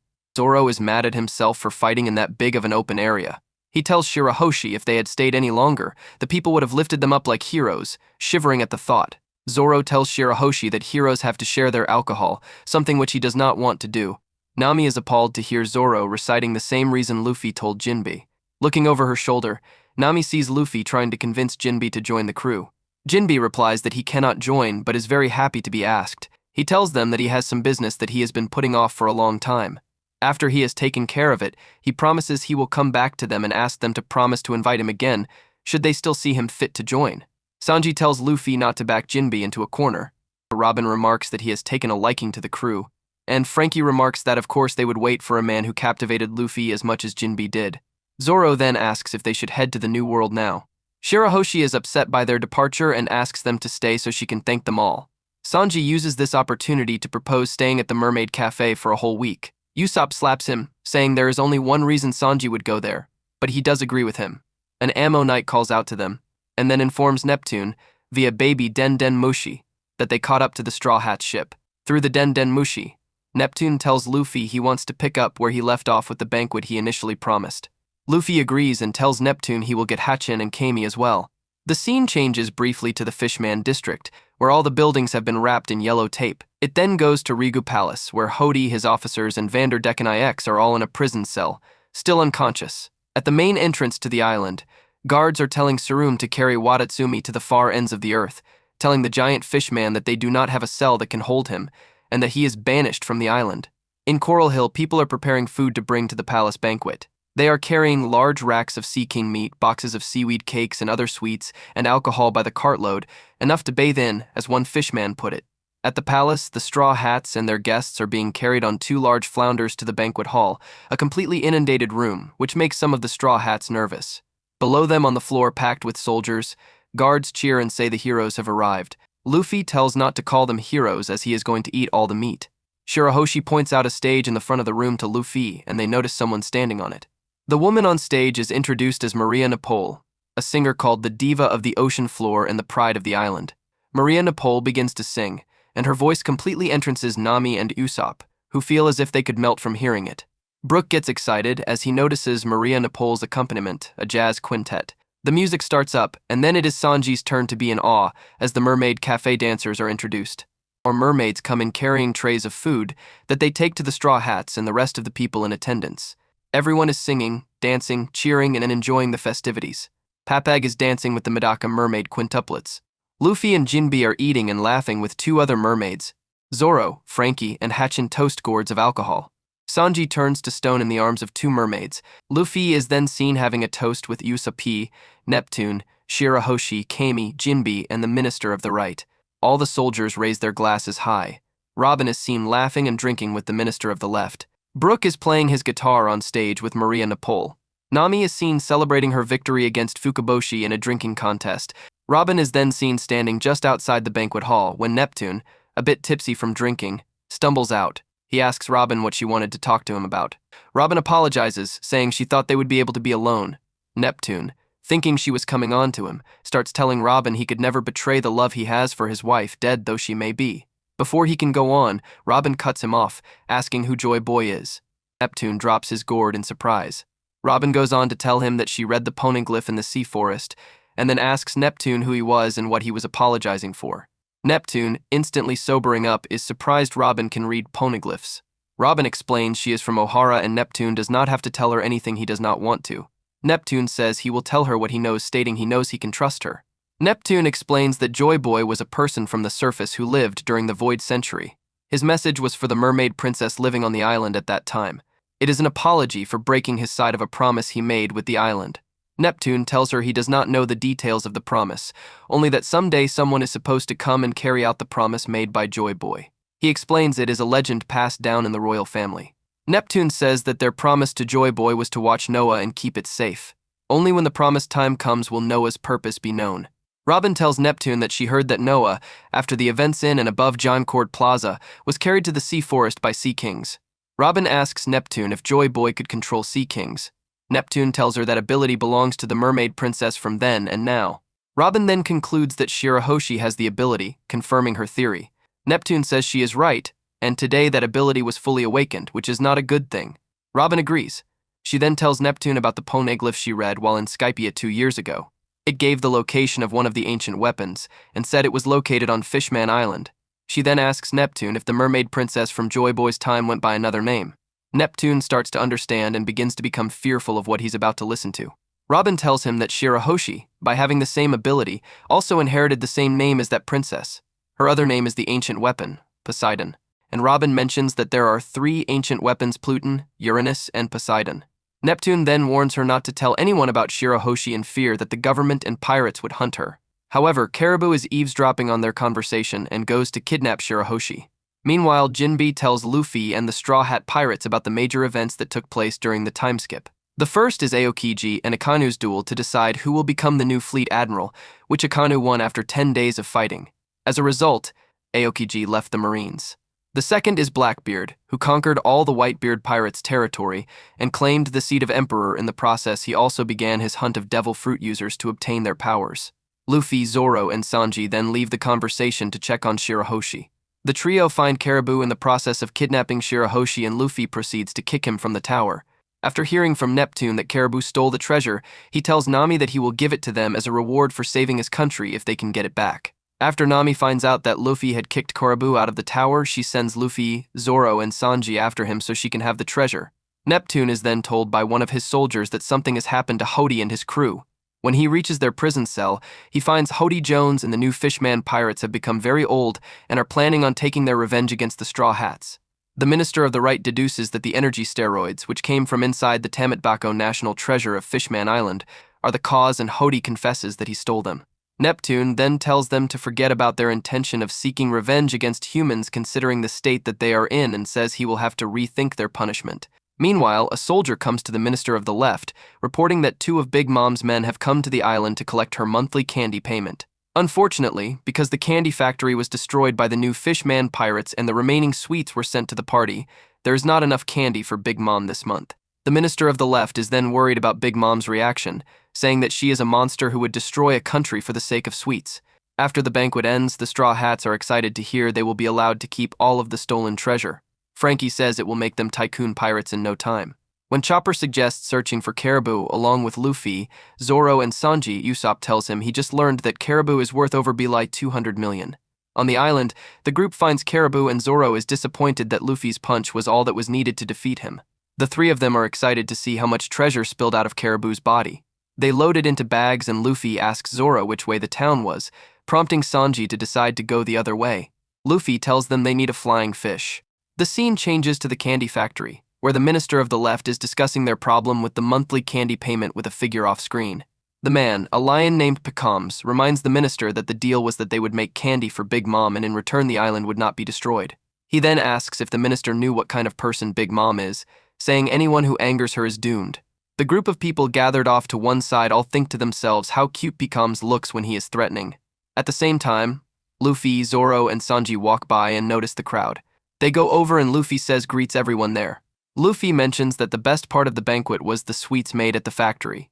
As the crowd tries to tell Luffy to be quiet, Mipax asks who they are. He flips through a book and recognizes Luffy and asks him what he meant when he was talking about sweets. Luffy tells him he had just eaten a lot of them at the banquet. This causes Mipax to become angry toward the Minister of the Left, who tries to tell him there is an explanation as Luffy realizes that the lion can talk. Another figure then tells Mipax that threatening people left and right will not accomplish anything and that they need to ship the candy out by tomorrow in order to have it arrive in time for the tea party in 4 days. The man, a long leg wearing an eggshell and using a teacup and saucer for a hat, introduces himself as Tamago. As Tamago stands up, he asks them if they ate the candy that was made at the factory. Zoro thinks he is a compass, and Luffy tells him that they did eat it and would like more. Tamago then explains that the island belongs to one of the 4 emperors, Charlotte Linlin, and the flag on the factory shows the island is under her protection. Luffy concludes from this that she is a good person and says he wants to meet her. Tamago tells him it is strictly business. The island gives her 10 tons of candy a month, and she gives them her flag, adding that Linlin loves candy more than anything. Tamago explains that the candy from Fishman Island is one of his captain's favorites and they can wait until tomorrow to collect the candy. The Minister of the Left explains again that the cooking equipment in the factory was destroyed and they will need 2 weeks to get everything up and running again, which the Baron tells him is unacceptable. Sanji then gets indignant and asks why he cannot just wait. Zoro adds that, despite being an emperor, their captain does not have a lot of balls. Tamago clarifies that Big Mom is a woman and therefore had no balls to begin with. Sanji, while imagining with no degree of accuracy what the woman looks like, asks what would happen if the sweets are late. Tamago replies that the treaty would be dissolved and the Big Mom pirates would destroy the island. Luffy is furious that someone would destroy an island over candy, especially since he and his crew just saved it. The scene changes to the New World, to a place called Whole Cake Island where someone remarks that Big Mom seems excited. She replies that she is looking forward to the tea party that takes place in a few days and is looking forward to the candy from Fishman Island. She then asks the person if he is excited, to which they say yes. Big Mom then tells him to continue his excitement in her stomach and promptly eats him. A 3-eyed girl sits uncomfortably in a chair as Big Mom chews. A subordinate, Bobbin, comes in and Big Mom asks him how the operation went. She is happy when Bobbin tells her the whole thing went up in flames, saying the baked sweets from that country were the best and it must have smelled delicious since it was burned to the ground. Bobbin asks if she has any snacks as Big Mom goes on to say that anyone who does not give her sweets must be killed, and that she likes dishonesty as much as she likes bad candy. As Luffy voices his anger over destroying an entire island for candy, a Den Mushi rings. Mipax realizes it must be their captain, since he just reported the situation. Everyone nearby, including Mipax and Tamago, are afraid to find out who is making the call. So, Luffy answers it. Luffy asks if he is speaking to Big Mom. The voice on the other end is confused, since she does not recognize Luffy's voice as belonging to one of her subordinates. Luffy introduces himself and declares he will be Pirate King. Linlin recognizes his name and remembers he is Garp's grandson as well as his involvement in the war 2 years ago. Luffy tells her there is no more candy. He then goes on to say that he was the one who ate it all. Charlotte realizes Luffy is trying to cover for the island by placing the blame solely on himself. Luffy tells her he has a bunch of treasure and he will give her all of it in exchange for the candy. Big Mom asks how he expects her to eat treasure. Tamago then gets an idea and asks Luffy if all of the offered treasure was in the 3 bags. He then takes the receiver and asks his captain to calm down.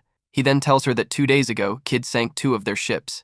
They suffered heavy damages and aren't exactly well off financially. He suggests she take the treasure as collateral and allow the island another 2 weeks to rebuild and make more candy. Big Mom is furious that Tamago would suggest such a compromise. She then adds that she is now interested in the guy who is taking a stand against her, and as he wishes, she will change the target from Fishman Island to him. Luffy tells her he has to get even with her, adding that it is too dangerous to leave her in charge of the island. Luffy then declares that he will beat her and make Fishman Island his territory, much to the irritation of Big Mom.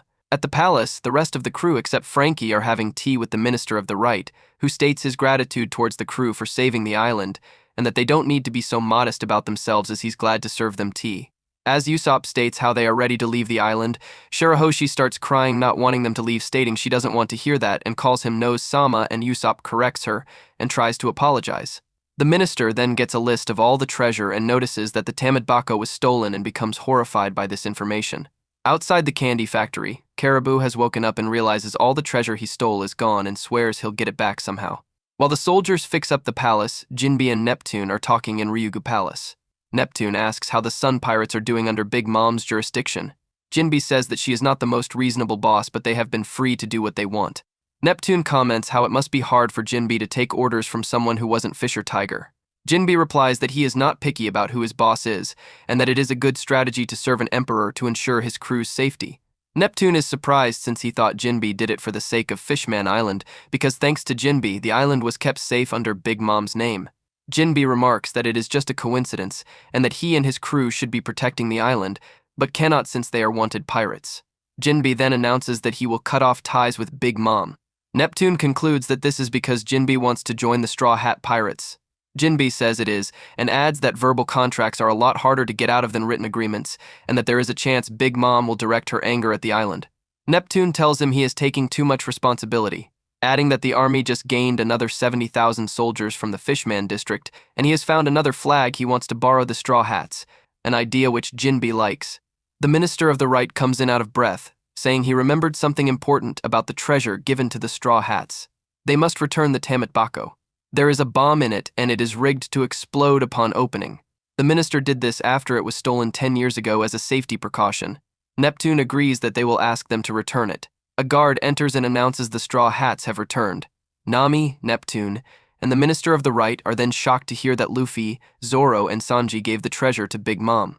Luffy tells them she was going to destroy the island, that she is crazy, and that he would fight her, horrifying everyone except Shirahoshi, who comments on his bravery and cries because Usopp yelled at her, and Robin, who just giggles. Jinbe realizes that now he must leave Big Mom before things get even worse. He suggests that the Straw Hats must not irritate her more than they have. The Minister of the Right whispers to Neptune that Big Mom might take the bomb as an act of war. Nami then sympathizes with Luffy, saying he stood his ground the way any man would. She then hits Luffy, Zoro, and Sanji for giving away all of the treasure. Luffy then declares they should go to the New World. As that happens, the crew prepares themselves and all head towards the ship with Frankie on it, followed by the royal family. At the candy factory, Caribou says that if he brings back the princess and the treasure, then he could get on a certain person's good side. He then sees a crowd of people by Baron Tamago and Picoms, who are carrying 3 large bags. Caribou realizes they must have the treasure. He charges at them, demanding the treasure back. Picoms recognizes him and looks him up in a book. A Gatling gun extends from Caribou's stomach, and he shoots at Picoms. Picoms is knocked over, but when the dust clears, he is seen hidden inside a tortoise shell. Caribou realizes he must be a Zoan. He flies at Picoms with a scythe. Picoms blocks the attack with a single haki-imbued punch, shattering the scythe and sending Caribou flying. Picoms afterwards mentions that the downfall of Elogia is its own pride of invincibility. Picoms and Tamago then leave while the citizens marvel at Picoms' strength since he has a bounty of 330 million. The scene changes to New World, near the Red Line. Marines are fighting multiple coasted pirate ships coming from the sea. Someone shouts that Captain Tashigi is in trouble. Two love-struck Marines try to embrace her to protect her. She jumps out of the way and toward an incoming cannonball. Using her sword, she manages to redirect the cannonball, which blows up away from the ship. The two soldiers cheer, but she tells them to stop messing around. She berates them, not knowing she is yelling at the ship's mast. She asks how they could be joking around right now. She then accuses them of teasing her for being a woman. Smoker tells her to be quiet since he is in the middle of an interrogation. Smoker turns toward his prisoners, reiterating that pirates were being enslaved by Hody, citing that as the explanation why no rookies came through Fishman Island in the last month, but now they are coming out of the sea practically non-stop. The captured pirates then go on to say that there was a pirate who stopped Hody's war, ultimately freeing them. However, he will not tell Smoker the name. One guy shuts him up, saying that they are dealing with the Marines of G5, listing rumors of their torture methods. Other Marines ask Smoker if they could have the prisoners now. Panicking, the pirate blurts out that it was Luffy who saved them. Smoker tells them that he already knew that. Kami tells Shirley that Luffy and his crew are going to leave the island. Shirley tells her to go see them off. Before she leaves, Kami notices the broken crystal ball on the floor. Shirley tells Kami that she is through with foreseeing the future for good, and she could not be happier if she was wrong. Kami realizes her boss is more fearful than anyone, since her prediction may come in a year or more, and there is no way to know if she is wrong. Shirley asks Kami to forgive her for suspecting her friends of wrongdoing. The scene changes and Shirahoshi is crying as she holds Luffy in her hand, asking him to stay for another week, then a month, and then a year. After seeing Shirahoshi, Sanji wishes he could stay for a year. Brook says that he will call his new single life on Fishman Island as a dream. Zoro tells Sanji he should stay on the island, calling him Nosebleed-kun, much to Sanji's anger. Sanji says he will teach him not to cross the person who cooks his food. Over to one side, the Minister of the Right whispers to Neptune about the Tamat Bako. Neptune tells him to look at the pirates. Usopp and Chopper are in despair, saying they are going to the New World to die. Chopper wonders if Big Mom would forgive them if they gave her all their treasure from here on out. Neptune and the Minister realize they could not tell them at this point. Neptune does add that it was 10 years since the bomb was placed in there. It may have become a dud. The Minister of the Right says he does have a point. The castle is damp, and Big Mom might not be the one to open the box. Robin wonders what they are whispering about. The Minister of the Left then gives Nami a new log pose with 3 needles on it instead of 1. Shirahoshi lowers Luffy so he can see the new log pose. Nami looks at the one on her wrist. She wonders why it is moving, since she thought it had already recorded the next island. The Minister tells her that each island in the New World as well as Fishman Island take only half a day to record. The islands can differ in current, climate, and magnetic fields, which until now have been the only thing they could rely on. However, there are also islands that lose their magnetic fields. The Minister points out that only 1 needle on the log pose is shaking, while the other 2 are completely still. Each needle records the waves of a different island, meaning the navigator must choose which way to go, and the wrong decision could mean certain death. Master navigators can choose the safest routes by observing subtle differences in the needle's movements. The stronger the needle's movement, the more dangerous the island. Nami finds this new navigation method deeply disturbing. Suddenly, Luffy wraps his neck around Nami and notices the center needle shaking. He decides to go to that island, as it looks like fun. Nami and Usopp are devastated that Luffy overheard the conversation. Nami tries to strangle him, saying she is the one who chooses the route, but Luffy says he is the captain. Usopp and Chopper beg Luffy to see sense. Frankie then declares that they are ready to go and he even learned how to float up. Hachan tells them he is staying behind to help repair the factory. Usopp and Chopper have become more enthusiastic, saying they are going to war in hell. Sanji and the mermaids say their goodbyes, and Sanji calls them the all blue of his heart. Fukaboshi thanks Luffy. Manboshi declares that they will be leading the strongest army in the ocean next they meet, and Riboshi says their reputation will be even more renowned. Luffy and Jinbe simply exchange silent looks. As the crew leaves, the people call from the shore that they now like humans, as well as robots, raccoons, and skeletons. Shirahoshi then swims up and grabs the side of the ship, making everyone fall over. She tells him she will not be a crybaby next time they meet, and wants to go on another walk with Luffy, only this time she wants to go to the surface and see a real forest with them. She holds out her pinky and Luffy wraps his own around hers, symbolizing the promise. The other Straw Hats, save for Zoro and Frankie, all touch their own pinky fingers to hers. She then waves as they leave, splashing water on her face and holding her pinky finger. Neptune tells his son not to forget their debt. A child then asks his father for a straw hat so he could play heroes with it. His father then tells him that they are only available on the surface. Jinbe overhears the conversation and tells them he will send a merchant ship to get the hats. On the Thousand Sunny, Sanji is reveling in his memories, but Nami tell them there is no time to rest, as they have to go back through the Dark Sea again. Attached to the foremost mast of the ship is a string of floating blocks. Frankie tells Usopp they are called kuigosu, an extremely buoyant wood that he is using to raise the ship. Their speed of ascent can be controlled by how many are let out. Luffy is standing on the bow, and Zoro asks him if something is wrong. Luffy says they will be in the same ocean as Shanks when they reach the surface, and he is looking forward to seeing him. He then remembers the day Shanks gave him his straw hat. He also remembers the words of encouragement given to him by Ace, Jinbe, and Rayleigh. Finally, he remembers the conversation he had with Kobe about the new world. Everyone gets fired up while Robin simply laughs. Nami is taking a bath and the Thousand Sunny and Chopper comes in. Nami asks Chopper if he wants to join her in the bath, and he says no, claiming that he took one 2 days ago, and the cloud reminds him of cotton candy. Sanji and Brook walk by and saw Nami taking a bath, so they stare at her. Nami asked Chopper to move aside away from the cloud she made, and the cloud electrified Sanji and Brook. Chopper claims he is scared and he won't eat the cloud. Meanwhile, Luffy, Zoro, Usopp, Frankie, and Robin are hanging out. Luffy tells Usopp to hurry up with the fish hook because he wants to catch and eat a big fish. Robin says that Luffy and Usopp are having fun. Frankie says he wants cola with a big fish. Zoro says he wants to have a drink to celebrate entering the new world. Luffy, Zoro, and Usopp sees 3 big fish. Zoro wants to eat a fried fish with salt. Usopp wants a fish sliced up and grilled. Luffy wants a fish with mayonnaise. Usopp says which fish Luffy wants and claims that it is not edible. Luffy punches the fish with gear 2 and Usopp uses the fish hook to grab hold of it. The fish that they caught suddenly got ate by a bigger fish, and Zoro uses 360-pound cannon killing it. Nami is still in the bath and she claims that the rest of the crew are making too much of a ruckus and she shouldn't have trusted them in watching the ship for her. They suddenly got caught in a white storm and Luffy claims it is the wormhole of his dreams, and Usopp slaps him for saying that. Nami claims the crew to be stupid for getting into too much trouble while she was taking a bath. They get caught in the white storm and they try to hang out to something so they won't fly out of the ship. They finally crash into a whale without noticing at first. Brook then claims that the whale is Laboon, but they finally see a whole bunch of whales and the others claim that Laboon is not here but in the first half of the Grand Line. Sanji then says that they need to get out of there and asks Nami about what they should do. Nami says they don't need to do anything, and Sanji listened. The Straw Hats ask one of the whales to give them a ride to the surface of the new world. Brook sang a song for the whales so they can bring them to the surface. Before they got to the surface, the Straw Hats remembered the times during their training to become stronger so they can regroup and head towards the new world. They finally surfaced and Thousand Sunny hopped off the whales and landed onto the ocean. The Straw Hats say goodbye to the whales and they see some ships claiming they are pirate ships, but then they saw that the ships belonged to the Marines.